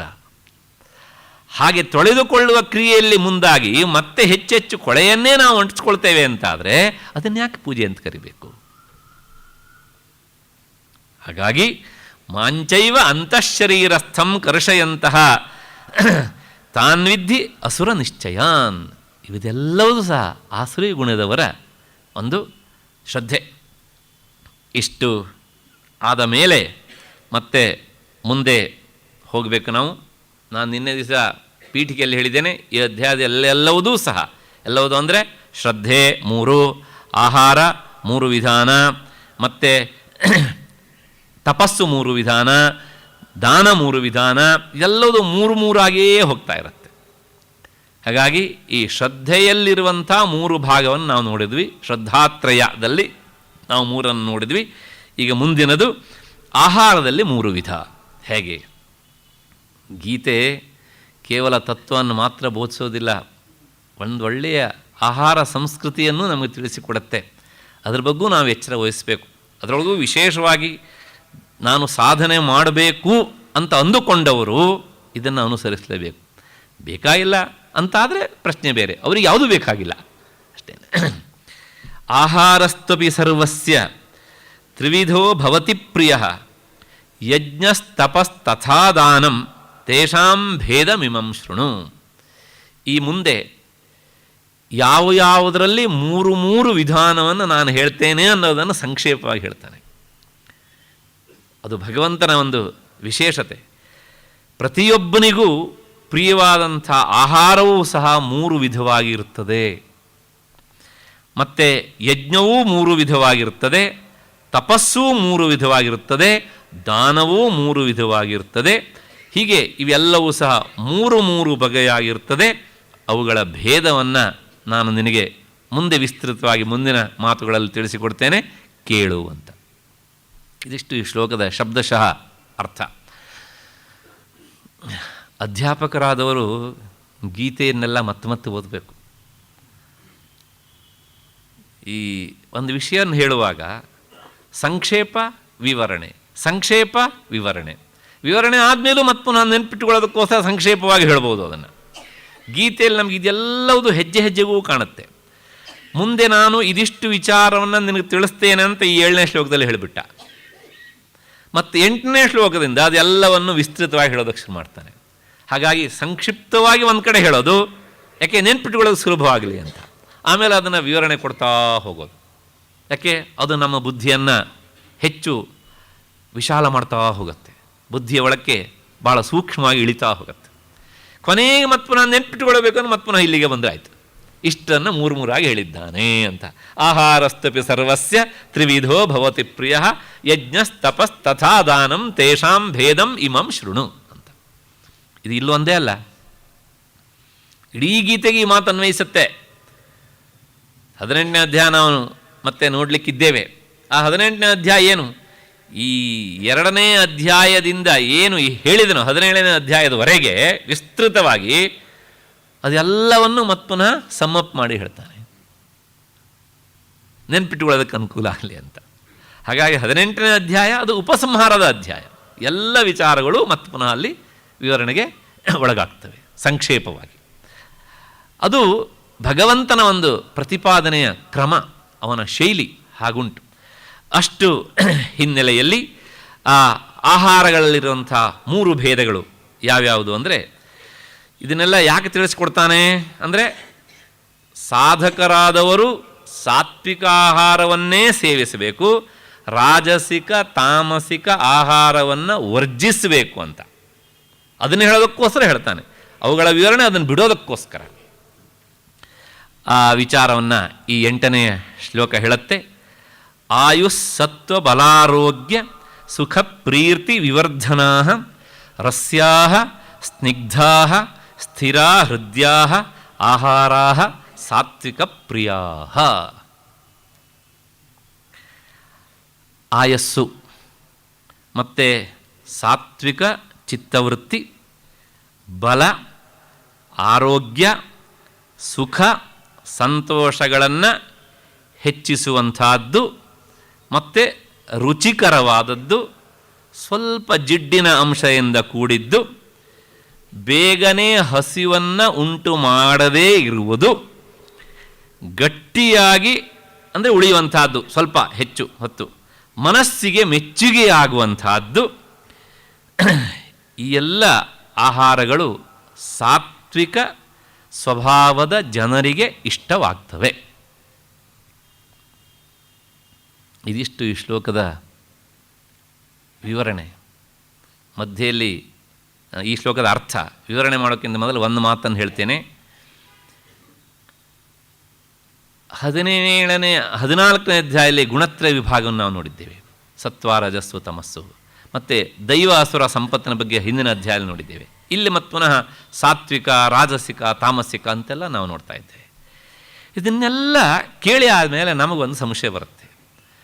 ನಾನು ಈ ಸಾತ್ವಿಕ ಸ್ವಭಾವದ ಗುಂಪಿಗೆ ಸೇರಿದವನೋ ಅಥವಾ ರಾಜಸಿಕ ಸ್ವಭಾವದ ಗುಂಪಿಗೆ ಸೇರಿದವನೋ ಅಥವಾ ತಾಮಸಿಕ ಸ್ವಭಾವದ ಗುಂಪಿಗೆ ಸೇರಿದವನು? ಹೀಗೆ ನಮಗೊಂದು ಸಂಶಯ ಬಂತು ಅಂತ ಅಂದ್ಕೊಳ್ಳೋಣ. ಹೋಗಿ ಡಾಕ್ಟ್ರ್ ಹತ್ರ ಚೆಕ್ ಮಾಡಿಸ್ಕೊಳ್ತೀರಾ? ಒಂದು ಸಲ ಇಟ್ಬಿಟ್ಟು ನೋಡಿ ನಾನು ಯಾವ ಗುಂಪಿಗೆ ಸೇರಿದವನು ಅಂತ. ಒಬ್ಬ ವಿಜ್ಞಾನಿ ಹೇಳಬಲ್ಲನ? ಹೇಳಲಿಕ್ಕಾಗೋದಿಲ್ಲ. ಒಬ್ಬ ಇಂಜಿನಿಯರ್ ಹೇಳಬಲ್ಲನ? ಹೇಳೋದಕ್ಕಾಗೋದಿಲ್ಲ. ಹಾಗಿದ್ರೆ ಒಬ್ಬ ಕೇವಲ ಮಂತ್ರಶಾಸ್ತ್ರವನ್ನು ಬಲ್ಲವನು ಹೇಳಬಲ್ಲನ? ಹೇಳಲಿಕ್ಕಾಗೋದಿಲ್ಲ. ಬೇರೆ ಯಾರಾದರೂ ಹೇಳದೇ ಇರಲಿ, ಹೇಳಾರು ಹೇಳಲಿ, ಆದರೂ ಸಹ ನಮಗೆ ಅವರ ಮಾತಿನ ನಂಬಿಕೆ ಬರಬೇಕಲ್ಲ, ಬರೋದಿಲ್ಲ. ಅದಕ್ಕೋಸ್ಕರ ನೋಡಪ್ಪ, ನಿನಗಿಲ್ಲೊಂದು ವ್ಯವಸ್ಥೆ ಇಟ್ಟಿದ್ದೇನೆ, ಸೆಲ್ಫ್ ಟೆಸ್ಟಿಂಗ್ ಅಂತಾನೆ ಭಗವಂತ. ನಿನ್ನನ್ನು ನೀನೇ ಅಳೆದುಕೊಳ್ಳಬಹುದು. ನೀನು ಯಾವ ಗುಂಪಿಗೆ ಸೇರ್ತೀಯ ಅನ್ನೋದನ್ನು ತಿಳ್ಕೊಳ್ಳೋದಕ್ಕೆ, ಅರ್ಥ ಮಾಡಿಕೊಳ್ಳೋದಕ್ಕೆ ಇಲ್ಲೊಂದು ವ್ಯವಸ್ಥೆ ಇಟ್ಟಿದ್ದೇನೆ. ಯಾವ ವ್ಯವಸ್ಥೆ ಅಂದರೆ, ನೀನು ಸ್ವೀಕರಿಸುವ ಆಹಾರವನ್ನು ನೋಡು, ನೀನು ಅದರ ಮೇಲೆ ನಿನ್ನ ಸ್ವಭಾವ ಎಂಥದ್ದು ಅಂತ ನಿನಗೆ ಗೊತ್ತಾಗುತ್ತೆ. ಎಂಥ ಸುಂದರವಾದ ಕಲ್ಪನೆ ನೋಡಿ. ಬೇರೆಯವರು ಹೇಳಿ ನಮಗೆ ಬೇಸರ ಆಗುತ್ತೆ, ನಾವೇ ಅರ್ಥ ಮಾಡಿಕೊಂಡ್ರೆ ತಿದ್ಕೊಳ್ಳೋದಕ್ಕೆ ಹೆಚ್ಚು ಅನುಕೂಲ ಆಗುತ್ತೆ. ಬೇರೆಯವರು ಇಲ್ರಿ ನೀವು ತಿಂತಾ ಇರೋದು ರಾಜಸಿಕ ಆಹಾರ, ತಾಮಸಿಕ ಆಹಾರ, ಚೇಂಜ್ ಮಾಡ್ಕೊಳ್ಳಿ ಅಂದರೆ ನೀನು ಯಾರು ಅದನ್ನು ಹೇಳೋದಕ್ಕೆ ಅಂತ ಅವನ ಮಾತು ನಿಲ್ಲಿಸೋದ್ರೊಳಗಡೆ ನಮ್ಮ ಉತ್ತರ ರೆಡಿಯಾಗಿರುತ್ತೆ ಅದಕ್ಕೆ. ಆದರೆ ನಮಗೆ ಗೊತ್ತಾದಾಗ, ಓಹೋ ಗೀತೆಯಲ್ಲಿ ಹೀಗೆ ಹೇಳಿದ್ದಾನೆ, ಇದಿಷ್ಟು ಸಾತ್ವಿಕ ಸ್ವಭಾವದವರಿಗೆ ಇಷ್ಟ ಆಗುವಂತಹದ್ದು, ನನಗಿದು ಇಷ್ಟ ಆಗುತ್ತೆ, ಅದು ನಾನು ಈ ಗುಂಪಿಗೆ ಬರ್ತೇನೆ. ನನಗಿದಿಷ್ಟ ಆಗೋದಿಲ್ಲ, ಅದನ್ನು ನಾನು ಈ ಗುಂಪಿಯಲ್ಲಿ ಬರುವುದಿಲ್ಲ.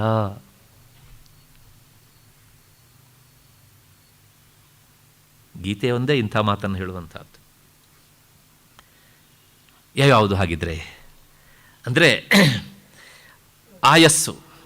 ಕೆಲವು ಆಹಾರವನ್ನು ತಿಂದರೆ ಆಯುಷ್ಯ ಹೆಚ್ಚಾಗತ್ತೆ ಅಂತ ಶಾಸ್ತ್ರ ಹೇಳುತ್ತೆ. ಅದು ಆಹಾರ ಲಿಕ್ವಿಡ್ ಆದರೂ ಆಗಿರ್ಬೋದು ಅಥವಾ ಗ್ರಾಸ್ ಆದರೂ ಆಗಿರ್ಬೋದು. ಅಂಥ ಆಹಾರ ಅವರಿಗೆ ಇಷ್ಟ ಆಗತ್ತಂತೆ. ಅಂಥ ಆಹಾರ ಅಂದ ತಕ್ಷಣ ಇಲ್ಲಿ ನೇರ ಭಗವಂತ ಅದನ್ನು ಹೇಳೋದಿಲ್ಲ. ಅಕಸ್ಮಾತ್ ನಾನು ಹೇಳಿದರೆ ಕೆಲವು ಜನ ಕೇಳ್ತಾರೆ, ಇಲ್ಲಿ ಹೇಳಲಿಲ್ಲ, ನೀವು ಹೇಗೆ ಹೇಳಿದ್ರಿ ಅದನ್ನು ಅಂತ. ನೋಡಿ, ಹೇಳಿದ್ರು ಒಂದು ಕಷ್ಟ, ಹೇಳದೇ ಇದ್ರು ಒಂದು ಕಷ್ಟ. ಹೇಳದೇ ಇದ್ರೆ ಯಾಕೆ ಬಿಟ್ರಿ, ಅದನ್ನ ಹೇಳಿಲ್ಲ ಅಂತ. ಗೀತೆಯಲ್ಲಿ ನೇರ ಭಗವಂತ ಹೇಳಿಲ್ಲ, ಇದು ದೀರ್ಘ ಆಯುಷ್ಯವನ್ನು ಕೊಡುವಂಥ ಆಹಾರ ಅಂತ. ಶಾಸ್ತ್ರದ ಸ್ವಭಾವ ಹಾಗೆ. ಎಷ್ಟೋ ವಿಷಯವನ್ನು ಹೇಳಿಬಿಡ್ತಾರೆ, ಯಾಕೆಂದರೆ ನೀನು ಇದನ್ನು ಆಳವಾಗಿ ಓದೋಷ್ಟ್ರ ಮಟ್ಟಿಗೆ ಇದಕ್ಕೆ ಸಂಬಂಧಪಟ್ಟಂಥ ಪರಿಕರಗಳನ್ನೆಲ್ಲ ಹಿಂದೆ ಓದಿರ್ತೀಯೇ ಅಂತ ಅರ್ಥ ಅದಕ್ಕೆ. ಹಾಗಾಗಿ ಇಲ್ಲ ಮತ್ತವನ ಅದನ್ನು ಹೇಳೋ ಅವಶ್ಯಕತೆ ಇಲ್ಲ. ಹಾಗಿದ್ರೆ ಆಯುಷ್ಯವನ್ನು ಹೆಚ್ಚು ಮಾಡುವಂಥ ಆಹಾರ ಯಾವುದು? ಸಂಸ್ಕೃತದಲ್ಲಿ ಒಂದು ಮಾತುಂಟು. ನಮಗೆ ಇವತ್ತೇನಾಗಿದೆ ಅಂದರೆ, ಒಂದು ಆಹಾರವನ್ನು ಸ್ವೀಕಾರ ಮಾಡಿದಾಗ ಅದು ನಮ್ಮ ನಾಲಿಗೆಗೆ ಏನು ಉಂಟು ಮಾಡುತ್ತೆ ಅನ್ನೋದಷ್ಟೇ ನಮಗೆ ಮುಖ್ಯ ಆಗಿಬಿಟ್ಟಿದೆ. ನಮ್ಮ ದೇಹಕ್ಕೆ ಏನು ಮಾಡುತ್ತೆ ಅನ್ನೋದಷ್ಟೇ ಮುಖ್ಯ ಆಗಿದೆ ನಮಗೆ. ಆದರೆ ಪ್ರಾಚೀನರು, ನಾವು ತೆಗೆದುಕೊಳ್ಳುವಂಥ ಆಹಾರ ನಮ್ಮ ನಾಲಿಗೆಗೆ ರುಚಿ ಹೌದೋ ಅಲ್ವೋ, ದೇಹಕ್ಕೆ ಹಿತ ಹೌದೋ ಅಲ್ವೋ ಅನ್ನೋದ್ರ ಬಗ್ಗೆ ವಿಚಾರ ಮಾಡೋದು ಅಷ್ಟೇ ಮುಖ್ಯ ಅಲ್ಲ, ಆ ಆಹಾರ ತೆಗೆದುಕೊಂಡದ್ರಿಂದ ನಿನ್ನ ಮನಸ್ಸಿನ ಮೇಲೆ ಏನು ಪರಿಣಾಮ ಬೀರುತ್ತೆ ಅನ್ನೋದನ್ನು ವಿಚಾರ ಮಾಡಿ. ನಿನ್ನ ಒಟ್ಟು ಬದುಕಿನ ಒಂದು ಈ ಕ್ರಮದಲ್ಲಿ ಅದರಿಂದ ಏನು ವ್ಯತ್ಯಾಸ ಆಗತ್ತೆ ಅನ್ನೋದನ್ನು ಸಹ ತಿಳಿಸಿಕೊಟ್ರು. ಹಾಗಾಗಿ ಕೆಲವು ವಸ್ತುವಿಗೆ ಒಂದು ವಿಶೇಷವಾದ ಶಕ್ತಿ ಉಂಟು. ಅದು ನಮ್ಮ ಈ ದೇಹಕ್ಕೆ ಸಂಬಂಧಪಟ್ಟಂತಹ ಕೆಲವು ಭಾಗಗಳನ್ನು ಹೆಚ್ಚು ಜಾಗೃತಗೊಳಿಸುತ್ತೆ. ಅಂತಹ ಒಂದು ಮಾತನ್ನು ಹೇಳುವಂತಹ ಒಂದು ಶ್ಲೋಕ, ಘೃತೇನ ವರ್ಧತೆ ಬುದ್ಧಿ. ಘೃತ ಅಂದರೆ ತುಪ್ಪ. ಅದನ್ನು ಸರಿಯಾದ ಪ್ರಮಾಣದಲ್ಲಿ ಸ್ವೀಕರಿಸಬೇಕು. ಆ ಪ್ರಮಾಣ ಹೇಗೆ ಅಂತ ಮತ್ತು ಆಯುರ್ವೇದ ವೈದ್ಯರನ್ನು ಕೇಳಬೇಕು. ಅದನ್ನು ದಿನವೂ ನಿರ್ದಿಷ್ಟವಾದ ಪ್ರಮಾಣದಲ್ಲಿ ಸೇವಿಸಿದರೆ, ಮತ್ತು ತುಪ್ಪ ಅಂದ ತಕ್ಷಣ ಮತ್ತೆ ಇನ್ನೊಂದು ಮಾತು ಹೇಳಿಬಿಡ್ತೇನೆ, ಎಮ್ಮೆ ತುಪ್ಪ ಅಲ್ಲ, ಆಡಿನ ಹಾಲಿನ ತುಪ್ಪ ಅಲ್ಲ, ಮತ್ತು ಈ ಸೀಮೆಯ ಹಸುಗಳ ತುಪ್ಪವೂ ಅಷ್ಟಾಗಿ ಅಲ್ಲ, ನಾಟಿ ಹಸುವಿನ ಹಾಲಿನ ತುಪ್ಪ. ಅದು ಹೇಗೆ ಅಂದರೆ, ನೀವು ಕೊಟ್ಟಿಗೆಯಲ್ಲಿ ಅವುಗಳನ್ನು ದೊಡ್ಡಿಯಲ್ಲಿ ಕಟ್ಟಿ ಹಾಕಬಾರ್ದು, ಅವುಗಳನ್ನು ಮೇಯೋದಕ್ಕೆ ಬಿಡಬೇಕು ಹುಲ್ಲುಗಾವಲಿನಲ್ಲಿ. ಅವು ಬೇರೆ ಬೇರೆ ಬೇರೆ ಬೇರೆ ಥರದ ವನಸ್ಪತಿಗಳನ್ನು ತಿಂತವೆ. ಆಗ ಅವುಗಳ ಹಾಲು ಅದು ಔಷಧ ಗುಣದಿಂದ ಕೂಡಿರುತ್ತೆ. ಅದರಿಂದ ಮಾಡಿದಂತಹ ತುಪ್ಪ ಉಂಟಲ್ಲ, ಅದು ಏನಾಗುತ್ತೆ ಕೇಳಿದರೆ ಬುದ್ಧಿ ಪ್ರಚೋದನೆಗೆ ಕಾರಕ. ಅದು ಬುದ್ಧಿ ಪ್ರಚೋದನೆ ಕಾರಕ ಅಂದರೆ ತುಪ್ಪ ಮಾಡಿಟ್ಟು 15 ದಿವಸ ಆದಮೇಲೆ ಗಬ್ಬನಾಥ ಹೊಡೆಯೋ ತುಪ್ಪ ಅಲ್ಲ.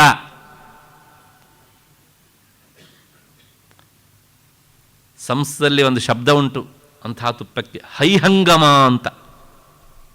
ಬಹಳ ಸುಂದರವಾದ ಶಬ್ದಗಳು. ಕೃಷ್ಣ ಇದಕ್ಕೆ ಕೈ ಹಾಕ್ತಿದ್ನಂತೆ, ಹೈಹಂಗಮಕ್ಕೆ. ಹೈಹಂಗಮ ಅಂದರೆ ಏನು ಅಂದರೆ, ನಿನ್ನೆ ರಾತ್ರಿ ಅಂದರೆ ಸಂಜೆ ನಾವು ಹಸುವನ್ನು ಕರೆದಿರ್ತೇವೆ. ಆ ಹಾಲಿಗೆ ಅದನ್ನು ಕಾಯಿಸಿ ಹೆಪ್ಪಾಕ್ತೇವೆ. ಆಗುವಷ್ಟರಲ್ಲಿ ಅದು ಮೊಸರಾಗತ್ತೆ. ಅದನ್ನು ಕಡೆದು ಆ ಬೆಣ್ಣೆಯನ್ನು ತೆಗೆದು ಅದನ್ನು ತುಪ್ಪ ಮಾಡಿದರೆ ಅದಕ್ಕೆ ಹೈಹಂಗಮ ಅಂತ ಹೆಸರು. 24 ಗಂಟೆಯ ಒಳಗಾಗಿ ಅದನ್ನು ನಾವು ಉಪಯೋಗಿಸ್ಬೇಕು. ಕೃಷ್ಣನಿಗೆ ಈ ಬಿರುದುಂಟು, ಹೈಹಂಗಮ ಚೋರ ಅಂತ. ಅಂದರೆ ಅವನಿಗೆ ಗೊತ್ತಿತ್ತು ನನಗೇನು ಬೇಕು ಅಂತ. ಇವತ್ತು ನಾವು ತಿನ್ನುವ ತುಪ್ಪ ಹೇಗಿರುತ್ತೆ? ಹಾಗಾಗಿ ಈ ಮಾತನ್ನು ಕೇಳಿ ಘೃತೇನ ವರ್ಧತೆ ಬುದ್ಧಿ ಅಂತ ಹೇಳಿದ್ದಾರೆ ಅಂತ ಹೇಳಿ ನಾಳೆಯಿಂದ ಜಾಸ್ತಿ ನೀವು ತುಪ್ಪ ಜಾಸ್ತಿ ತಿಂದ್ರೂ ಸಹ ಪ್ರಯೋಜನಕ್ಕೆ ಬರೋದಿಲ್ಲ.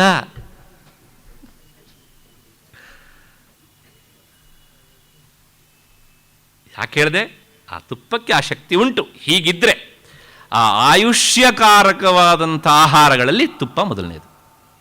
ಘೃತೇನ ಬುದ್ಧಿಯನ್ನು ಪ್ರಚೋದಿಸುವಂತಹ ವಸ್ತುಗಳಲ್ಲಿ ತುಪ್ಪ ಮೊದಲನೇದು.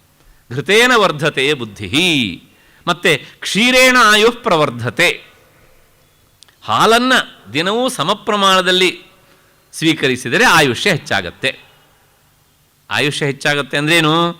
ಮತ್ತು ಅವನು ಆಕ್ಸಿಡೆಂಟ್ ಆಗಿ ಹೋದರೆ ಅದಕ್ಕೆ ಹಾಲು ಕಾರಣ ಅಲ್ಲ. ಯಾಕೆ ನಾವೇನು ಮಾಡ್ತೇವೆ ಹೇಳಿದರೆ, ಅದಕ್ಕೆ ಆ ಶಕ್ತಿ ಉಂಟು.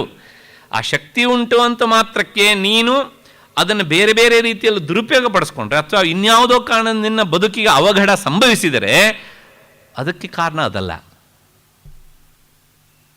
ಹಾಗಾಗಿ ಆಯುಷ್ಯ ಹೆಚ್ಚು ಮಾಡುವಂತಹ ಆಹಾರ ಪದಾರ್ಥಗಳಲ್ಲಿ ಹಾಲು ಅಂದರೆ ಮತ್ತೆ ಈ ಮೊದಲು ಹೇಳಿದ್ದೆ ಹಾಲು, ಎಮ್ಮೆದಲ್ಲ. ಮತ್ತು ಪುನಃ ಕೆಲವು ಜನರಿಗೆ ಅದು ತುಂಬ ಇಷ್ಟ, ಯಾಕೆಂದರೆ ಅದರ ಕಲರ್ ತುಂಬ ಬೆಳ್ಳಗಿರುತ್ತೆ ಮತ್ತು ತುಪ್ಪ ಬೆಳ್ಳಗಿರುತ್ತೆ ಅಂತ. ಆದರೆ ಹಸಿವಿನ ತುಪ್ಪ ಬೆಳ್ಳಗಿಲ್ಲ, ಅದೊಂಥರ ಈ ಅರಿಶಿನ ಬಣ್ಣದಿಂದ ಕೂಡಿರುತ್ತೆ ಅಂತ. ಹೌದು, ಅದಕ್ಕೆ ವಿಶೇಷವಾದಂತಹ ಶಕ್ತಿ ಉಂಟು. ಅದರ ಹಾಲಿನ ರುಚಿಯೇ ಬೇರೆ. ಅದು ಅಷ್ಟು ಹಿನ್ನೆಲೆಯಲ್ಲಿ ಆಯು ಮತ್ತು ಮುಂದಿನ ಶಬ್ದ ಉಂಟು ಸತ್ವ. ಸತ್ವ ಅಂದರೆ ಏನು? ಮುಂದೆ ಶಬ್ದ ಬಲ ಅಂತ ಉಂಟು.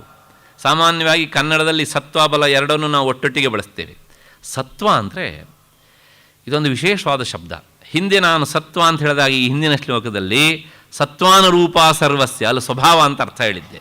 ಇಲ್ಲಿ ಸ್ವಭಾವ ಅಂತ ಅರ್ಥ ಅಲ್ಲ. ಇಲ್ಲಿ ಸತ್ವ ಅಂದರೆ ಮನುಷ್ಯನಿಗೆ ಅತಿಯಾದಂತಹ ಮಾನಸಿಕ ನೋವು ಆದದ್ದಿದ್ರೂ ಸಹ ನಿರ್ವಿಕಾರನಾಗಿ ಅದನ್ನು ತಡೆದುಕೊಳ್ಳುವಂತಹದ್ದುಂಟಲ್ಲ, ಆ ಮಾನಸಿಕ ಚಿತ್ತವೃತ್ತಿಗೆ ಸತ್ವ ಅಂತ ಹೆಸರು. ಬಲವಾದಂಥ ನೋವಾಗತ್ತೆ. ಕೆಲವು ಜನ ಚೀತ್ಕಾರ ಮಾಡ್ತಾರೆ, ಏನೋ ಆಗಬಾರ್ದು ಆಗೋಯ್ತು ಅಂತ. ಅವರು ನೋವು ಹಾಗೆ ಮಾಡುತ್ತೆ. ಆದರೆ ಇನ್ನು ಕೆಲವು ಜನ ಇರ್ತಾರೆ, ಅದನ್ನು ಕೇಳಿಯೂ ಅನುಭವಿಸ್ತಾ ಇದ್ರೂ ಸಹ ನಿರ್ವಿಕಾರ ಚಿತ್ತರಾಗಿ ಕುಳಿತಿರ್ತಾರಲ್ಲ, ಹಾಗೆ ಇರುವಂತಹ ಆ ಮನೋವೃತ್ತಿಗೆ ಸತ್ವ ಅಂತ ಹೆಸರು. ಇದನ್ನೇ ನಾವು ಹೇಳುವಂತಹದ್ದು ಮಾನಸಿಕ ಶಕ್ತಿ ಅಂತ. ನಾವು ಕೆಲವು ಸಲ ಈ ಯಾರನ್ನು ತಂದೆ ತಾಯಿರನ್ನ ಅಗಲಿದಾಗ ಮಕ್ಕಳಿಗೆ ಸಮಾಧಾನ ಹೇಳಿಕ್ಕೆ ಹೋಗ್ತೇವಲ್ಲ, ನಿಮಗೆ ಅವರ ಅಗಲುವಿಕೆಯ ಶಕ್ತಿಯನ್ನು ಕೊಡಲಿ ಅಂತ ನಾವು ಪ್ರಾರ್ಥನೆ ಮಾಡ್ತೇವೆ ಅಂತ. ಇದೆ ಅಂದರೆ ಆ ನೋವನ್ನು ತಡೆದುಕೊಳ್ಳುವ ಶಕ್ತಿ ನಿಮಗೆ ಕೊಡಲಿ. ಅದೊಂದು ದೊಡ್ಡ ಸಂಪತ್ತು. ಅದಿಲ್ಲೇ ಇದ್ದರೆ ದಿನವೂ ಮನುಷ್ಯ ಆತ ಕುಸಿದು ಬಿದ್ದು ಹೋಗ್ತಾನೆ ಅಷ್ಟೇ. ಹಾಗಾಗಿ ಆಯು ಸತ್ವ, ಮತ್ತು ಬಲ ಅಂದರೆ ದೈಹಿಕವಾದ ಬಲ, ಮತ್ತು ಆರೋಗ್ಯ. ಆರೋಗ್ಯ ಅಂದರೆ ರೋಗ ಇಲ್ಲದೇ ಇರುವಂತಹ ಸ್ಥಿತಿಗೆ ನಮ್ಮನ್ನು ಇಡುವಂತಹ ವಸ್ತುಗಳು. ಮತ್ತು ಸುಖ ಮತ್ತು ಪ್ರೀತಿ. ಸುಖ ಪ್ರೀತಿ ಒಟ್ಟೊಟ್ಟಿಗೆ ಉಂಟು ಅಲ್ಲಿ. ಇದೆಲ್ಲ ಬಹಳ ಸೂಕ್ಷ್ಮವಾದಂಥ ವಿಚಾರ ಇಲ್ಲಿ. ಸುಖ ಅಂದರೆ ಏನು, ಪ್ರೀತಿ ಅಂದರೆ ಏನು? ನಮ್ಮ ಪ್ರೀತಿ ಇದ್ದಲ್ಲಿ ಸುಖ ಇರುತ್ತೆ, ಸುಖ ಇದ್ದಲ್ಲಿ ಪ್ರೀತಿ ಇರುತ್ತೆ ಅಂತ ನಾವು ಅಂದ್ಕೊಂಡಿರ್ತೇವೆ. ಹಾಗಲ್ಲ. ಈ ಉದಾಹರಣೆಗೆ ಊಟ ಮಾಡಿ ಇರ್ತೇವೆ, ಏನೋ ನಾವು ಇಷ್ಟಪಟ್ಟಂಥ ಊಟ ಸಿಕ್ತು, ಮನೆಯವಳು ಮಾಡಿದ್ಲು.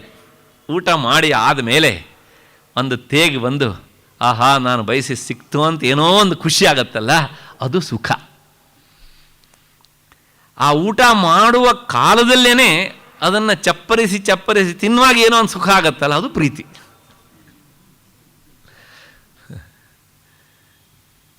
ಇದು ಎರಡೂ ಆ ಸಾತ್ವಿಕ ಸ್ವಭಾವದವರಿಗೆ ಸಿಗತ್ತಂತೆ ಅವರ ಆಹಾರದೊಳಗೆ. ಹೀಗೆ ಸುಖ ಮತ್ತು ಪ್ರೀತಿ ಇವುಗಳನ್ನೆಲ್ಲವನ್ನು ಸಹ ವಿವರ್ಧನ ಹೆಚ್ಚು ಮಾಡುವಂಥವುಗಳು. ಮತ್ತು ಹೇಗಿರ್ತವೆ ಆಹಾರ ಅಂದರೆ ಅವರಿಗೆ ಇಷ್ಟವಾದದ್ದು ರಸ್ಯಾಹ. ರಸ್ಯಾಹ ಅಂದರೆ ರಸಯುಕ್ತವಾದಂಥ ಆಹಾರ, ಅಂದರೆ ಕೇವಲ ಡ್ರೈ ಆದಂಥದ್ದೆಲ್ಲ. ಹಾಗಾಗಿ ಆ ರಸ ಇರಬೇಕು. ರಸ ಅಂದರೆ ವಿಶೇಷವಾಗಿ ಅದಕ್ಕೆ ಎರಡು ಅರ್ಥ. ರಸ ಅನ್ನೋದಕ್ಕೆ ಅರ್ಥ ಮಧುರ ರಸ ಅಂತ ಅರ್ಥ. ಈ ಸಾತ್ವಿಕ ಸ್ವಭಾವದವರಿಗೆ ಸಿಹಿ ಇಷ್ಟ ಅಂತ ಸಾಮಾನ್ಯವಾಗಿ. ಹಾಗಾಗಿ ಆ ಸಿಹಿಯನ್ನು ಸಾತ್ವಿಕ ಸ್ವಭಾವದ ಆಹಾರದಲ್ಲಿ ಶಾಸ್ತ್ರ ಸೇರಿಸುತ್ತೆ. ಹಾಗಾಗಿ ರಸ್ಯ ಅನ್ನೋದಕ್ಕೆ ಅರ್ಥ ಮಧುರ ರಸಯುಕ್ತ ಅಂತಲೂ ವಿವರಣೆ ಉಂಟು, ರಸಯುಕ್ತ ಎನ್ನುವಂಥ ವಿವರಣೆಯೂ ಸಹ ಉಂಟು. ಮತ್ತು ಸ್ನಿಗ್ಧ. ಸ್ನಿಗ್ಧ ಅಂದರೆ ಸ್ವಲ್ಪ ಜಿಡ್ಡಿನ ಅಂಶ ಇರಬೇಕು. ಕೆಲವು ಪದಾರ್ಥಗಳ ಜಿಡ್ಡಿನ ಅಂಶ ಇರೋಲ್ಲ, ಕೆಲವು ಪದಾರ್ಥದಲ್ಲಿ ಇರುತ್ತೆ, ಅದು ಸಹಜವಾಗಿಯೇ. ಅಂಥದ್ದು ಇಷ್ಟ. ಮತ್ತು ಸ್ಥಿರಾಹ. ತಿಂದ ಮೇಲೆ ಸ್ವಲ್ಪ ಹೊತ್ತು ಅಂದರೆ ಸ್ವಲ್ಪ ಜಾಸ್ತಿ ಹೊತ್ತು ನನಗೆ ಇನ್ಯಾವುದೇ ಆಹಾರ ಇಲ್ಲಿದ್ದರೂ ನಡೆಯುತ್ತೆ ಅಂತ ಆಗಬೇಕು. ಈಗ ಸಾಮಾನ್ಯವಾಗಿ ಈ ಒಣ ದ್ರಾಕ್ಷೆ ಅಥವಾ ಡೇಟ್ಸ್, ಖರ್ಜೂರ ಇರುತ್ತಲ್ಲ, ಅದಕ್ಕೆ ವಿಶೇಷವಾದಂತಹ ಶಕ್ತಿ ಉಂಟು. ಆಯುರ್ವೇದದಲ್ಲಿ ಅದನ್ನು ಬಂಗಾರದ ಗಟ್ಟಿ ಅಂತಲೇ ಕರೀತಾರೆ. ಮಕ್ಕಳಿಗಂತೂ ಅದು ಹೇಳಿ ಮಾಡಿಸಿದ ಆಹಾರ. ಅದರ ದುರ್ದಯ ನಾವು ಕೊಡೋದಿಲ್ಲ. ಬೇರೆ ಸಮುದಾಯದವರು ಚೆನ್ನಾಗಿ ಉಪಯೋಗಿಸ್ತಾರೆ. ಈಗಂತೂ ಒಂದು ತಿಂಗಳು ಚೆನ್ನಾಗಿ ಅದನ್ನು ಬಳಸಿರ್ತಾರೆ ಅವರು. ಬೇರೆ ಬೇರೆ ದೇಶದಿಂದೆಲ್ಲ ಬರ್ತಾ ಇರ್ತವೆ ಅವು, ಅಲ್ವಾ? ವಾಸ್ತವಿಕವೂ ಹೌದು ಅದು.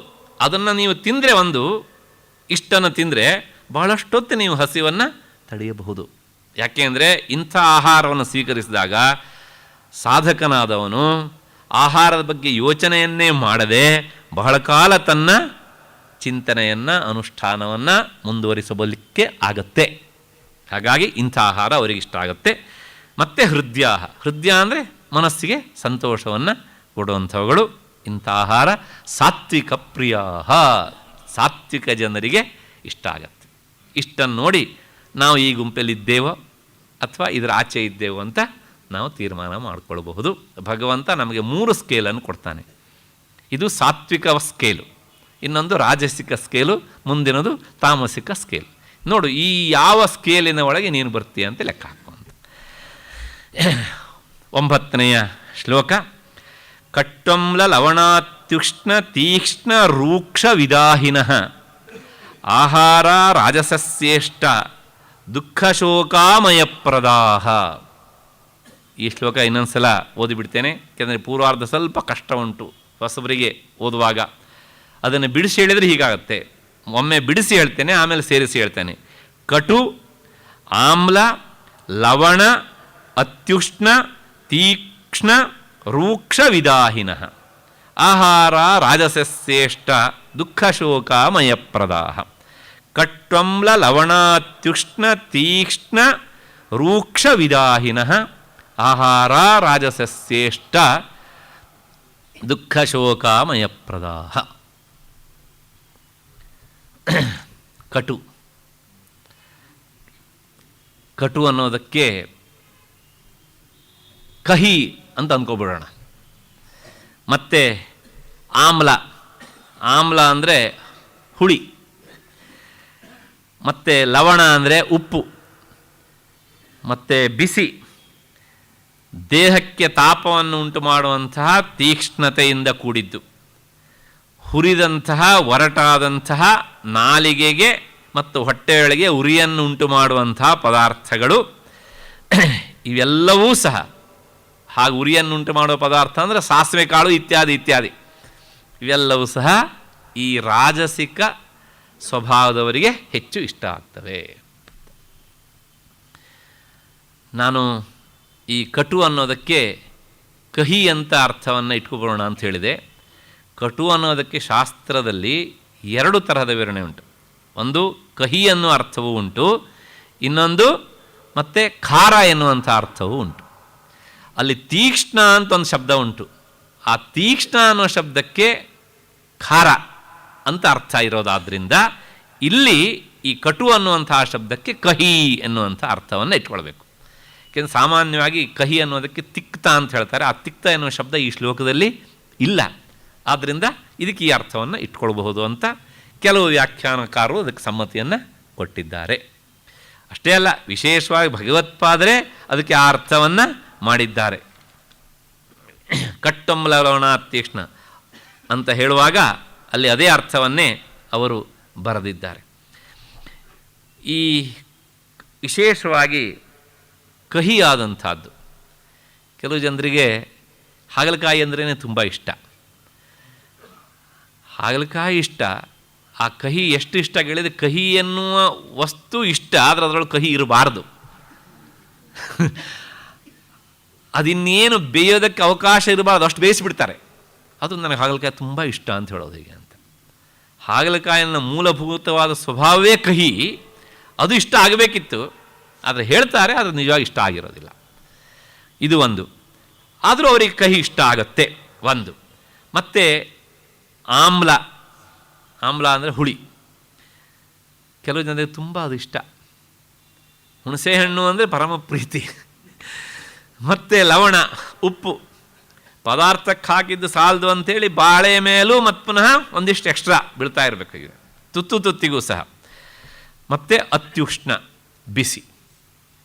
ಇಲ್ಲಿ ಒಂದು ಸ್ವಾರಸ್ಯ ಉಂಟು. ಇಲ್ಲಿ ನೋಡಿ, ಈ ಅತ್ಯುಷ್ಣ ಅನ್ನೋಲ್ಲಿ ಮಾತ್ರ ಅತಿ ಎನ್ನುವಂತಹ ಶಬ್ದವನ್ನು ಭಗವಂತ ಇಟ್ಟಿದ್ದಾನೆ.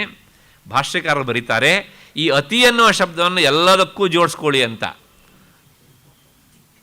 ಅಂದರೆ ಅತಿ ಕಟು, ಅತಿಯಾದಂಥ ಕಹಿ, ಮತ್ತು ಅತಿ ಆಮ್ಲ, ಅತಿಯಾದ ಹುಳಿ, ಅತಿಯಾದ ಲವಣ, ಇವೆಲ್ಲವೂ ಸಹ ಈ ರಾಜಸಿಕ ಸ್ವಭಾವದವರಿಗೆ ಇಷ್ಟ ಆಗತ್ತೆ.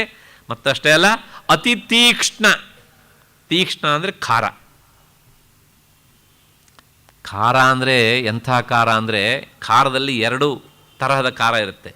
ಈ ಪೆಪ್ಪರ್ ಖಾರ ಬೇರೆ ಮತ್ತು ಚಿಲ್ಲಿ ಖಾರ ಬೇರೆ. ಇಲ್ಲಿ ಹೇಳ್ತಾ ಇರೋದು ಚಿಲ್ಲಿಯ ಖಾರ, ಅದು ತೀಕ್ಷ್ಣ ಅಂತ. ಯಾಕೆಂದರೆ ಪೆಪ್ಪರ್ ಖಾರ ತೀಕ್ಷ್ಣ ಅಲ್ಲ, ಅದು ಆಮೇಲೆ ಕೆಲಸ ಮಾಡೋದು ನಮಗೆ ಅನುಭವಕ್ಕೆ ಬರುತ್ತೆ. ಹಾಗಾಗಿ ಇಲ್ಲಿ ಹೇಳ್ತಾ ಇರುವಂಥದ್ದು ಈ ಮೆಣಸಿನಕಾಯಿ ಅಂತ ಹೇಳ್ತೇವಲ್ಲ, ಅದು, ಅದರ ತೀಕ್ಷ್ಣ. ಮತ್ತು ರೂಕ್ಷ. ರೂಕ್ಷ ಅಂದರೆ ಗಟ್ಟಿಯಾಗಿದ್ದದ್ದು. ಗಟ್ಟಿಯಾದದ್ದು ಅಂದರೆ ಈ ಕೆಲವು ಪದಾರ್ಥಗಳನ್ನು ನಾನು ಹೇಳಿದ್ನಲ್ಲ, ಹುರಿದಿದ್ದೆಲ್ಲ ಇರ್ತದಲ್ಲ, ಅವು ಕಾಳು ಕಡಿಗಳು. ಕಾಳು ಕಡಿ ಅಂದರೆ ವಿಶೇಷವಾಗಿ ಅನ್ಯಥಾ ಭಾವಿಸಬೇಡಿ, ಸಂಕ್ರಾಂತಿ ಆಗಿರುತ್ತೆ, ಆದರೆ 1 ತಿಂಗಳ 1.5 ತಿಂಗಳಲ್ಲೂ ಬ್ಯಾಗಲ್ಲಿ ಆ ಎಳ್ಳಿದ್ದೇ ಇರುತ್ತೆ. ಇದು ಏನು ಅಂದರೆ ರೂಕ್ಷ. ಅದ್ರ ಜೊತೆ ಹುರಿಗಾಳು ಓಡಾಡ್ತಾ ಇರುತ್ತೆ. ಇವೆಲ್ಲ ರೂಕ್ಷ ಪದಾರ್ಥಗಳು. ಇವು ಅವರಿಗಿಷ್ಟ. ಯಾರಿಗೆ? ರಾಜಸಿಕ ಸ್ವಭಾವದವರಿಗೆ. ಮತ್ತು ಕೊನೆಯದೊಂದು ಶಬ್ದ ಉಂಟು ಅಲ್ಲಿ, ವಿದಾಹಿನಃ ಅಂತ. ಈ ವಿದಾಹಿನ ಅನ್ನೋದಕ್ಕೆ 2 ಅರ್ಥ. ಒಂದು, ನಾನು ಹೇಳಿದ್ನಲ್ಲ, ಆ ಪೆಪ್ಪರ್, ಸುಡುವ ಪದಾರ್ಥಗಳು, ಬಾಯಿಗಳು ಹಾಕ್ಕೊಂಡ್ರೆ ಸುಡಿಯೋದು ಅಂದರೆ ಏನು, ಘಮಿತವೆ, ಘಾಟ ಬರ್ತದೆ ಒಂಥರ. ಉದಾಹರಣೆಗೆ ಸಾಸಿವೆ ಕಾಳು ಮತ್ತು ಪೆಪ್ಪರ್ ಪುಡಿ, ಇವೆಲ್ಲವೂ ಸಹ ಒಂಥರ ಘಾಟು. ಈ ಘಾಟು ಇರುವಂಥ ಪದಾರ್ಥಗಳು, ಇದು ಒಂದರ್ಥ. ಇನ್ನೊಂದರ್ಥ ವಿದಾಹಿನ ಅಂದರೆ, ದಾಹ ಅಂದರೆ ಬಾಯಾರಿಕೆ.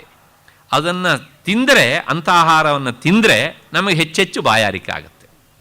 ಹೆಚ್ಚು ಬಾಯಾರಿಕೆಯನ್ನು ಉಂಟು ಮಾಡುವಂಥ ಆಹಾರಗಳು. ಹೀಗೆ ಈ ಎಲ್ಲ ಆಹಾರಗಳು ಆಹಾರ ರಾಜಸಸ್ಯೇಷ್ಟಾ. ಇದು ಆ ರಾಜಸ ಸ್ವಭಾವದವರಿಗೆ ಇಷ್ಟವಾಗ್ತವೆ. ಇದು ಇಷ್ಟವಾದದ್ರಿಂದ ಏನು ಲಾಭ ಆಯಿತು ಅವರಿಗೆ ಅಂದರೆ ಮುಂದೆ ಮಾತು ಹೇಳ್ತಾನೆ, ದುಃಖ ಶೋಕ ಆಮಯಪ್ರದಾಹ. ಈ ಆಹಾರವನ್ನು ಅವರು ಸ್ವೀಕರಿಸಿದ್ರಿಂದ ಅವರಿಗಾಗುವ ಲಾಭ ಇದು 3: ದುಃಖ, ಶೋಕ, ಆಮಯ. ಒಂದು ದುಃಖ ಆಗತ್ತೆ, ಮತ್ತು ಶೋಕ ಆಗತ್ತೆ, ಮತ್ತು ಆಮಯ ಅಂದರೆ ರೋಗ ಬರುತ್ತೆ. ಇಲ್ಲೊಂದು ಮತ್ತೆ ಸಣ್ಣ ಸಂಶಯ ಬಂದುಬಿಡುತ್ತೆ, ಅಲ್ಲ ದುಃಖ ಅಂದರೂ ಒಂದೇ, ಶೋಕ ಅಂದರೂ ಒಂದೇ ಅಲ್ವಾ? ಏನು ಭಗವಂತನಿಗೆ ಹೇಳ್ತಾ ಹೋದಾಗ ಸ್ವಲ್ಪ ವ್ಯತ್ಯಾಸ ಆಗ್ಬಿಡ್ತಾ ಹೇಗೆ? ಅಥವಾ ತಾನು ಹೇಳಬೇಕಂಥ ವಿಚಾರಕ್ಕೆ ಶಬ್ದ ಸಿಗಲಿಲ್ವ ಹೇಗೆ ಅಂತೆಲ್ಲ ಸಂಶಯ ಬರುತ್ತೆ. ಈಗ ಬರೋದಿಲ್ಲ, ಮೆಟ್ಲು ಇಳಿದು ಹೋಗ್ತಾ ಇರಬೇಕು, ಒಂದೊಂದೇ ಸಂಶಯ ಕಾಡೋದಕ್ಕೆ ಶುರು ಆಗುತ್ತೆ. ದಿವಸ ಅದನ್ನು ಇಲ್ಲಿಯೇ ಹೇಳಿಬಿಡ್ತೇನೆ. ದುಃಖ ಮತ್ತು ಶೋಕ ಇವೆರಡೂ ಮಾನಸಿಕವಾದ ನೋವುಗಳು, ಸಂಶಯ ಇಲ್ಲ ಅದರ ಬಗ್ಗೆ. ದುಃಖ ಅಂದರೆ ತಾತ್ಕಾಲಿಕವಾದ ಮಾನಸಿಕ ನೋವು, ಶೋಕ ಅಂದರೆ ದೀರ್ಘಕಾಲಿಕವಾದ ಮಾನಸಿಕ ನೋವು, ಅಷ್ಟೇ ವ್ಯತ್ಯಾಸ. ಈ ರಾಜಸಿಕ ಆಹಾರವನ್ನು, ಈ ಆಹಾರವನ್ನು ತಿಂದರೆ ಅವರಿಗೆ ತಾತ್ಕಾಲಿಕವಾದ ದುಃಖವೂ ಕಟ್ಟಿಟ್ಟಿದ್ದು, ಅಂದರೆ ದಿನನಿತ್ಯದ ದುಃಖ. ಯಾಕೆಂದರೆ ಈ ಎಲ್ಲ ಆಹಾರಗಳನ್ನು ಹೆಚ್ಚೆಚ್ಚು ಸ್ವೀಕಾರ ಮಾಡಿದರೆ ಅವರ ದಿನಚರ್ಯೆ, ನೇಚರ್ ಕಾಲುಗಳು ಇವು ಯಾವುದು ಸರಿಯಾಗಿ ಆಗೋಲ್ಲ. ಅದರಿಂದ ದುಃಖ. ಮತ್ತು ಆಮಯ ಶಬ್ದ ಉಂಟಲ್ಲ, ಇವುಗಳಿಂದಾಗಿ ಏನಾಗುತ್ತೆ ಕೇಳಿದರೆ ರೋಗಗಳು ಬೆಳೀತಾ ಹೋದಾಗ ಅದರಿಂದ ಶೋಕ. ಯಾಕೆ ಬೇರೆ ಯಾರೂ ಮಾಡಿದ್ದಲ್ಲ, ನಾನೇ ಮಾಡಿಕೊಂಡಿದ್ದು ಅಂತ ಅನಿಸೋದಕ್ಕೆ ಶುರುವಾಗುತ್ತೆ. ಅಷ್ಟೊತ್ತಿಗೆ ಕಾಲ ಮಿಂಚಿ ಹೋಗಿರುತ್ತೆ. ಇಂತಹ ಈ ಎಲ್ಲ ಆಹಾರಗಳಿದ್ದಾವಲ್ಲ, ಇವು ರಾಜಸಿಕ ಸ್ವಭಾವದವರಿಗೆ ಇಷ್ಟ ಆಗತ್ತೆ. ಇದನ್ನು ಹೇಳಿ ಭಗವಂತ ಕೇಳ್ತಾನೆ, ನೀನು ಈ ಪಟ್ಟಿಯಲ್ಲಿ ಬರ್ತೀಯೋ ಸ್ವಲ್ಪ ನೋಡ್ಕೋ, ಅದಿಲ್ಲ ಅಂತಾದರೆ ಮುಂದೆ ಇನ್ನೊಂದು ಪಟ್ಟಿ ಇಡ್ತೇನೆ. ಎರಡರೊಳಗೆಲ್ಲ ಒಂದು ಕಡೆಗೆ ಇರ್ತೇವೆ ನಾವು. ಹಾಗಿದ್ರೆ ಆ ಮುಂದಿನ ಶ್ಲೋಕ ಯಾವುದು ಅಂದರೆ, ಯಾತಯಾಮಂ ಗತರಸಂ ಪೂತಿ ಪರ್ಯುಷಿತಂಚ ಯತ್ ಉಚ್ಛಿಷ್ಟಮಪಿ ಚಾಮೇಧ್ಯಂ ಭೋಜನಂ ತಾಮಸಪ್ರಿಯಂ. ಅರೆ ಬೆಂದದ್ದು ಮತ್ತು ಕಾಲ ಕಳೆದು ರುಚಿ ಕೆಟ್ಟಿದ್ದು, ದುರ್ಗಂಧದಿಂದ ಕೂಡಿದ್ದು, ಒಂದು ರಾತ್ರಿ ಕಳೆದು ಹಳಸಿದ್ದು, ತಿಂದು ಬಿಟ್ಟ ಎಂಜಲು ಮತ್ತು ಸ್ಪರ್ಶಾದಿಗಳಿಂದ ಅಶುಚಿಯಾದದ್ದು, ಇಂತಹ ಆಹಾರ ಈ ತಾಮಸ ಗುಣದವರಿಗೆ ಇಷ್ಟವಾಗ್ತವೆ. ಇದಿಷ್ಟು ಈ ಶ್ಲೋಕದ ಅರ್ಥ. ಯಾತಯಾಮ ಅಂದರೆ ಏನು?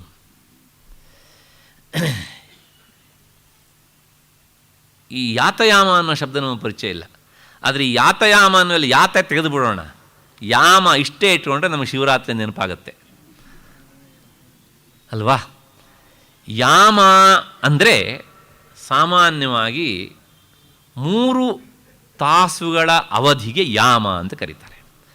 ಅದನ್ನು ನಾವು ಆ ಶಬ್ದವನ್ನು ಕೊನೆಗೆ ಯಾಮ ಹೋಗಿ ಜಾಮ ಮಾಡಿದ್ವಿ, ಜಾವ ಮಾಡಿದ್ದೇವೆ. ಇವಾಗ ಸಾಮಾನ್ಯವಾಗಿ ಏನಿದೆಲ್ಲ ಈ ಬಂಗಾಲದಲ್ಲಿ ಅಥವಾ ಉತ್ತರ ಭಾರತದ ಕೆಲವು ಕಡೆಗಳಲ್ಲೆಲ್ಲ ಸಂಸ್ಕೃತದ ಯಕಾರಕ್ಕೆ ಅವರು ಜಕಾರವನ್ನೇ ಹೇಳ್ತಾರೆ. ಯದಾ ಯದಾ ಹಿ ಧರ್ಮಸ್ಯ ಗ್ಲಾನಿರ್ಭವತಿ ಭಾರತ ಅಂತ ಹೇಳುವಾಗ ಅವರು ಜದಾ ಜದಾ ಹಿ ಧರ್ಮಸ್ಯ ಅಂತಲೇ ಹೇಳ್ತಾರೆ ಅವರು. ಅದು ಅವರ ಒಂದು ಉಚ್ಚಾರಣೆ ಕ್ರಮ. ಹಾಗೆಯೇ ಅದು ತದ್ಭವವಾಗಿ ಏನಾಗಿದೆ, ಜಾವ ಜಾಮ, ಜಾಮ ಜಾವ ಆಗಿದೆ ಹೀಗಿದೆ. ಹಾಗಾಗಿ ಯಾಮ ಅಂದರೆ 3 ತಾಸುಗಳ ಅವಧಿ. ಅಂದರೆ ಒಂದು ಆಹಾರವನ್ನು ಬೇಯಿಸಿ ಆದ ಮೇಲೆ 3 ತಾಸು ಕಳೆದ ಮೇಲೆ ಅದು ಹಳಸಿದ ಆಹಾರ ಆಗತ್ತೆ. ಯಾಮ ಅಂತ ಅರ್ಥ. ಇದು ಅದಕ್ಕೆ ಸಹಜವಾಗಿ ಸಿಗುವಂಥ ಅರ್ಥ. ಆದರೆ ಆಹಾರವನ್ನು ಬೇಯಿಸಿ 3 ತಾಸು ಆದ ಕೂಡಲೇ ಅದು ಹಳಸತ್ತೆ ಅಂತ ಯಾವ ಶಿಷ್ಟ ಸಂಪ್ರದಾಯವು ಒಪ್ಕೊಂಡು ಬಂದಿಲ್ಲ. ಅದಕ್ಕೋಸ್ಕರ ಪ್ರಾಚೀನರು ಅದಕ್ಕೆ ಹೀಗೆ ಅರ್ಥ ಕಲ್ಪನೆ ಮಾಡ್ತಾರೆ. ಅಲ್ಲಿ ಯಾಮ ಅಂದರೆ ಒಂದು ಯಾಮ ಅಂತ ಅರ್ಥ ಅಲ್ಲ, 2 ಯಾಮ ಕಳೆದದ್ದು 6 ತಾಸಾಯಿತು ಒಂದು ಹಳಸ್ತೀವಿ ಅಂತ ಅರ್ಥ. ಅದು ಹೀಗೆ ಒಂದು ಅರ್ಥವನ್ನು ಮಾಡಬಹುದು ಅಂತ ಅರ್ಥ. ಇನ್ನೊಂದು ಅರ್ಥ ಉಂಟು ಅದಕ್ಕೆ, ಇದು ಸೊಗಸಾದಂಥ ಅರ್ಥವೇ. ಭಗವತ್ಪಾದರು ಅದೇ ಅರ್ಥವನ್ನು ಹಿಡಿದೇ ವ್ಯಾಖ್ಯಾನವನ್ನು ಮಾಡಿದ್ದಾರೆ. ಯಾಮ ಯಾಮ ಅಂದರೆ ಪಾಕದ ನಿಯಮ, ಅಡಿಗೆಯ ನಿಯಮ. ಯಾತ ಅಂದರೆ ಅದು ಮೀರಿದ್ದು ಅಂತ ಅರ್ಥ. ಅಂದರೆ ಅಡಿಗೆಯ ನಿಯಮವನ್ನು ಮೀರಿ ಮಾಡಿದ್ದು. ಅಡಿಗೆಯ ನಿಯಮ ಮೀರಿ ಮಾಡಿದ್ದು ಅಂದರೆ ಏನು? ಅಡಿಗೆಯ ನಿಯಮದ ಪ್ರಕಾರ ಯಾವ್ಯಾವುದು ಎಷ್ಟೆಷ್ಟು ಬೇಯಬೇಕೋ ಅಷ್ಟಷ್ಟು ಬೇಯಿಸಬೇಕು. ಹಾಗೆ ಬೇಯಿಸದೆ ನಮಗೆ ಅವಸರ ಇದೆ ಅಂಥೇಳಿ ಮೊದಲೇ ಇಳಿಸಿದರೆ ಅದು ಅರೆಬೆಂದ ಪದಾರ್ಥ. ಆ ಅರೆಬೆಂದ ಪದಾರ್ಥವನ್ನೇ ಇಲ್ಲಿ ಯಾತಯಾಮ ಅಂತ ಕರೆದಿತ್ತು. ಸಾಮಾನ್ಯವಾಗಿ ಕುಕ್ಕರ್ 3 ಸಲ ಅದು ವಿಸಿಲ್ ಹಾಕಬೇಕು, ಪುರುಷತ್ತಿಲ್ಲ. ಒಂದೇ ಸಲ ಕೂದಾಗಲೇ ಬಲವಂತ ಕೂಸಿ ಇಳಿಸ್ಬಿಡ್ತೇವೆ. ಅದೇನಾಗುತ್ತೆ ಕೇಳಿದ್ರೆ ಒಳಗಡೆ ಹಾಗೇನೇ ಇರುತ್ತೆ ಕೆಲಸ. ಇದು ಯಾತಯಾಮ. ಒಂದು ಉದಾಹರಣೆ ಅಷ್ಟೇ, ನನಗಿಂತ ಹೆಚ್ಚು ನಿಮಗೆ ಅದರ ಪರಿಚಯ ಇರುತ್ತೆ. ಒಟ್ಟಾರೆ ಏನು ಕೇಳಿದ್ರೆ ಎಷ್ಟು ಬೇಯಬೇಕೋ ಅಷ್ಟು ಬೇಯದೇ ಇರುವಂಥ ಆಹಾರ ಪದಾರ್ಥಗಳನ್ನು ಯಾತಯಾಮ ಅಂತ ಕರೀತಾರೆ. ಹೀಗೆ 2 ಥರದ ಅರ್ಥವನ್ನು ಮಾಡಲಿಕ್ಕೆ ಆಗತ್ತೆ. ಹಾಗೆ ಮಾಡಿದ್ದಾರೆ. ಇದು ಒಂದು. ಇದು ಅವರಿಗಿಷ್ಟ, ಅರೆಬೆಂದ ಪದಾರ್ಥ. ಯಾರಿಗೆ? ತಾಮಸಿಕ ಸ್ವಭಾವದವರಿಗೆ. ಮತ್ತು ಗತರಸಂ, ಆ ಆಹಾರ ಪದಾರ್ಥದಲ್ಲಿರುವಂತಹ ರಸದ ಅಂಶ ಎಲ್ಲ ಆರಿ ಹೋಗಿಬಿಡುತ್ತೆ. ಉದಾಹರಣೆಗೆ ಮೂಸಂಬಿ ಹಣ್ಣು ತರ್ತೇವೆ, ಫ್ರಿಜ್ಜಿಗೆ ಹಾಕಿಬಿಡ್ತೇವೆ. 1-2 ತಿಂಗಳ ಮರ್ತೋಯ್ತು ನಮಗೆ. ಆಮೇಲೆ ಅದನ್ನು ಉಪಯೋಗಿಸ್ಲಿಕ್ಕೆ ಹೋದರೆ ಅಲ್ಲಿರುವ ರಸವನ್ನೆಲ್ಲ ಫ್ರಿಜ್ ಹೀರಿರುತ್ತೆ. ಅದೇನಾಯ್ತು ಇವಾಗ? ಗತರಸ. ಒಂದು ರಸ ಇಲ್ಲದೆ ಇರುವಂತಹದ್ದು ಅಂತ ಒಂದು ಅರ್ಥ. ಇನ್ನೊಂದು ರಸ ಅಂದರೆ ಮಧುರ ರಸ ಅಂತ ಅರ್ಥ.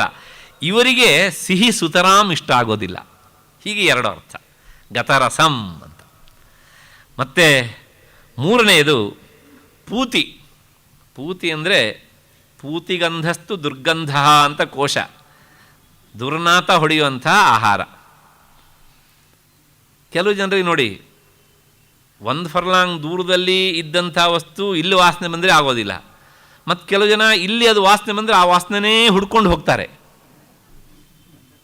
ಯಾಕೆಂದರೆ ಅದು ಪೂತಿ, ಅವರಿಗಿಷ್ಟ. ಅದು ವಾಸನೆ ಹೊಡೆಯುವಂತಹ ಪದಾರ್ಥಗಳು, ಅದು ಅವರಿಗೆ ಇಷ್ಟ. ಮತ್ತು ಪರಿಯುಷಿತಂ. ಪರಿಯುಷಿತಂ ಅಂದರೆ ಭಾಷ್ಯಕಾರರು ಬರೀತಾರೆ ರಾತ್ರ್ಯಂತರಿತಂ. ಉದಾಹರಣೆಗೆ ನಿನ್ನೆ ರಾತ್ರಿ ಮಾಡಿದ ಅನ್ನ ಬೆಳಗಾತ ಎದ್ದು ಮಿಕ್ಕಿಬಿಟ್ಟಿದೆ, ಚಿತ್ರಾನ್ನ ಮಾಡಿಬಿಡೋಣ ಅಂತ ಅಂದರೆ ನೋ, ಬೇರೆಯವರಿಗೆ ಆಗ್ಬೋದು, ಸಾಧಕರಿಗೆ ಆಗೋದಿಲ್ಲ. ಆದರೆ ತಾಮಸಿಕ ಸ್ವಭಾವದವರಿಗೆ ಅದೇ ಇಷ್ಟ. ನಿನ್ನೆ ರಾತ್ರಿ ಮಾಡಿದ ಅನ್ನ ಉಂಟಲ್ಲ, ಒಂದು ರಾತ್ರಿ ಕಳೀತು ಅಂದರೆ ಅದಕ್ಕೆ ಹಳಸಿದ್ದು ಅಂತ ಬೋರ್ಡ್ ಹಾಕಬೇಕು. ಅದಕ್ಕೆ ಪರಿಯುಷಿತ ಅಂತ ಶಬ್ದ. ಸಂಸ್ಕೃತದಲ್ಲಿ ಹಳಸಿದ್ದು ಅನ್ನೋದಕ್ಕೆ ಪರಿಯುಷಿತ ಅಂತ ಶಬ್ದ. ಪರಿಯುಷಿತಂ ಚಯತ್. ಮತ್ತು ಇನ್ನೊಂದು ಉಚ್ಛಿಷ್ಟಂ. ಉಚ್ಛಿಷ್ಟಂ ಅಂದರೆ ಎಂಜಲು ಮಾಡಿದ್ದು. ದಯವಿಟ್ಟು ನಾನು ಒಂದು ಉದಾಹರಣೆಯನ್ನು ಕೊಡ್ತೇನೆ ಹೇಗೆ ಅಂತ, ಅನ್ಯಥಾ ಭಾವಿಸ್ಬಿಡಿ. ಆ ಉದಾಹರಣೆ ಇಲ್ಲಿ ನಾನು ಹೇಳಬೇಕು ಅಂತ ಹೇಳ್ತಿದ್ದೇನೆ, ಆದರೆ ಅದರ ಹಿಂದಿರುವಂಥ ತಾಯಂದಿರ ಪರಿಕಲ್ಪನೆ ಬಹಳ ಪರಿಶುದ್ಧವಾದದ್ದು. ಸಾಮಾನ್ಯವಾಗಿ ಮಕ್ಕಳಿಗೆ ಊಟ ಮಾಡಿಸೋದಕ್ಕೆ ಅಂಥೇಳಿ ತಟ್ಟೆ ಅನ್ನ ಹಾಕ್ಕೊಂಡು ಊರೆಲ್ಲ ಓಡಾಡಿಸ್ಕೊಂಡು ಊಟ ಮಾಡಿಸ್ತಾ ಇರ್ತಾರೆ. ಕಾಕೆ ಗುಬ್ಬಿ ಕಥೆ ಎಲ್ಲ ಹೇಳ್ತಾರೆ. ಕಥೆ ಖರ್ಚಾಗತ್ತೆ, ಅದು ಊಟ ಮಾಡಲ್ಲ, ತಟ್ಟೆಲ್ಲ ಅನ್ನ ಹಾಗೇ ಇರುತ್ತೆ. ಅದನ್ನೇನು ಮಾಡಬೇಕು ತಾಯಂದಿರು? ಆಗ ತಾಯಂದಿರು ಏನು ಮಾಡ್ತಾರೆ ಅಂದರೆ, ಸಾಮಾನ್ಯವಾಗಿ ನಂದೇ ಮಗುವಿನ ತಿಂದು ಬಿಟ್ಟ ಆಹಾರ ಅಲ್ವಾ, ಯಾಕೆ ಎಸಿಬೇಕು ಅಂಥೇಳಿ ತಿಂತಾರೆ. ಅದರಿಂದ ಒಂದು ವಾತ್ಸಲ್ಯ ಉಂಟು. ಒಂದು ಆಹಾರದ ಮೇಲಿನ ಪ್ರೀತಿ, ಇನ್ನೊಂದು ಕಂದಮ್ಮನ ಮೇಲಿನ ಪ್ರೀತಿ. ಹೇಳ್ತಾರಲ್ಲ ಕನ್ನಡದಲ್ಲಿ, ಇನ್ನು ಮಿಕ್ಕಿದ್ದು ಬಿಟ್ಟಿದ್ದು ಎಲ್ಲ ತಾಯಂದಿರಿಗೆ ಅಂತ. ಆ ಮಿಕ್ಕಿದ್ದು ಎನ್ನುವಂಥ ಮಾತು ಹೇಳುವಾಗ ಅದು ಜಾಸ್ತಿ ಮಿಕ್ಕಿದ್ದು ಅಂತಲ್ಲ, ಎಲ್ಲರಿಗೂ ಆದಮೇಲೆ ಏನು ಸ್ವಲ್ಪ ಮಿಕ್ಕತ್ತೋ ಅಷ್ಟರಿಂದಲೇ ತೃಪ್ತಿ ಪಡುವಂಥ ತಾಯಿ ಎನ್ನುವಂಥ ಅರ್ಥ. ಅವರ ಹೃದಯವಂತಿಕೆ ಬಗ್ಗೆ ಮಾತಿಲ್ಲ. ಏಕೆಂದರೆ ಹೃದಯವನ್ನು ಪ್ರಪಂಚಕ್ಕೆ ಹೀಗೆ ಅಂತ ತೋರಿಸಿದಳು ತಾಯಿ. ಆದರೆ ಆ ಪ್ರೀತ್ಯತಿಶಯದಿಂದ ಒಂದು ಸಣ್ಣ ತಪ್ಪಾಗಿಬಿಡುತ್ತೆ ಅಲ್ಲಿ.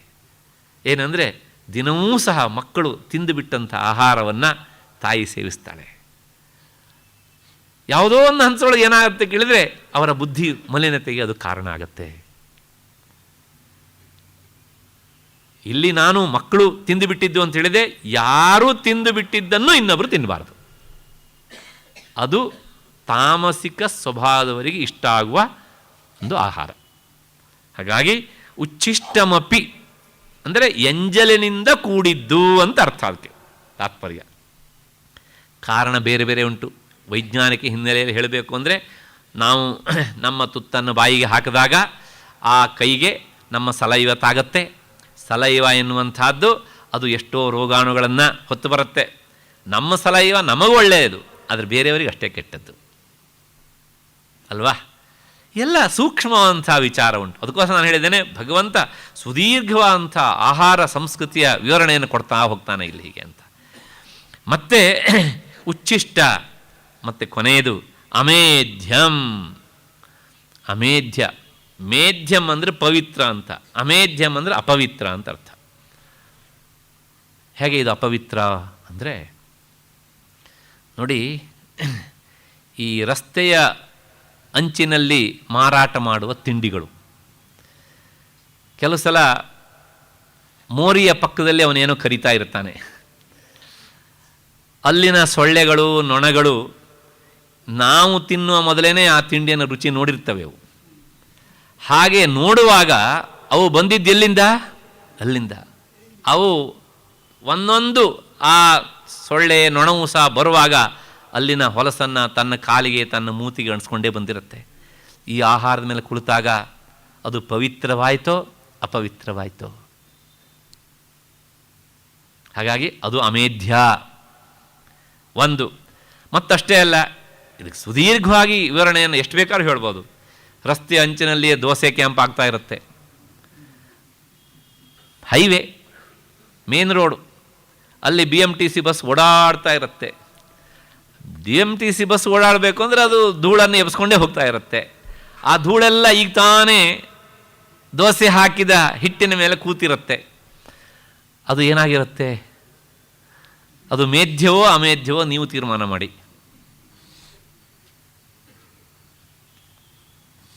ಮತ್ತೆ ಇನ್ನು ಕೆಲವು ಸಲ ಏನಾಗುತ್ತೆ ಅಂದರೆ, ಎಷ್ಟೋ ಈ ಮಾರಾಟಗಾರರು ಅವ್ರ ಹೊಟ್ಟೆಪಾಡಿಗೋಸ್ಕರ, ನಾನು ತಪ್ಪು ಅಂತ ಹೇಳೋದಿಲ್ಲ, ಅವ್ರ ಹೊಟ್ಟೆಪಾಡಿಗೋಸ್ಕರ ಸರ್ಕಾರಿ ಶೌಚಾಲಯದ ಪಕ್ಕದಲ್ಲೇ ಅವರು ಆಹಾರವನ್ನು ಬೇಯಿಸಿ ಮಾರಾಟ ಮಾಡ್ತಾ ಇರ್ತಾರೆ.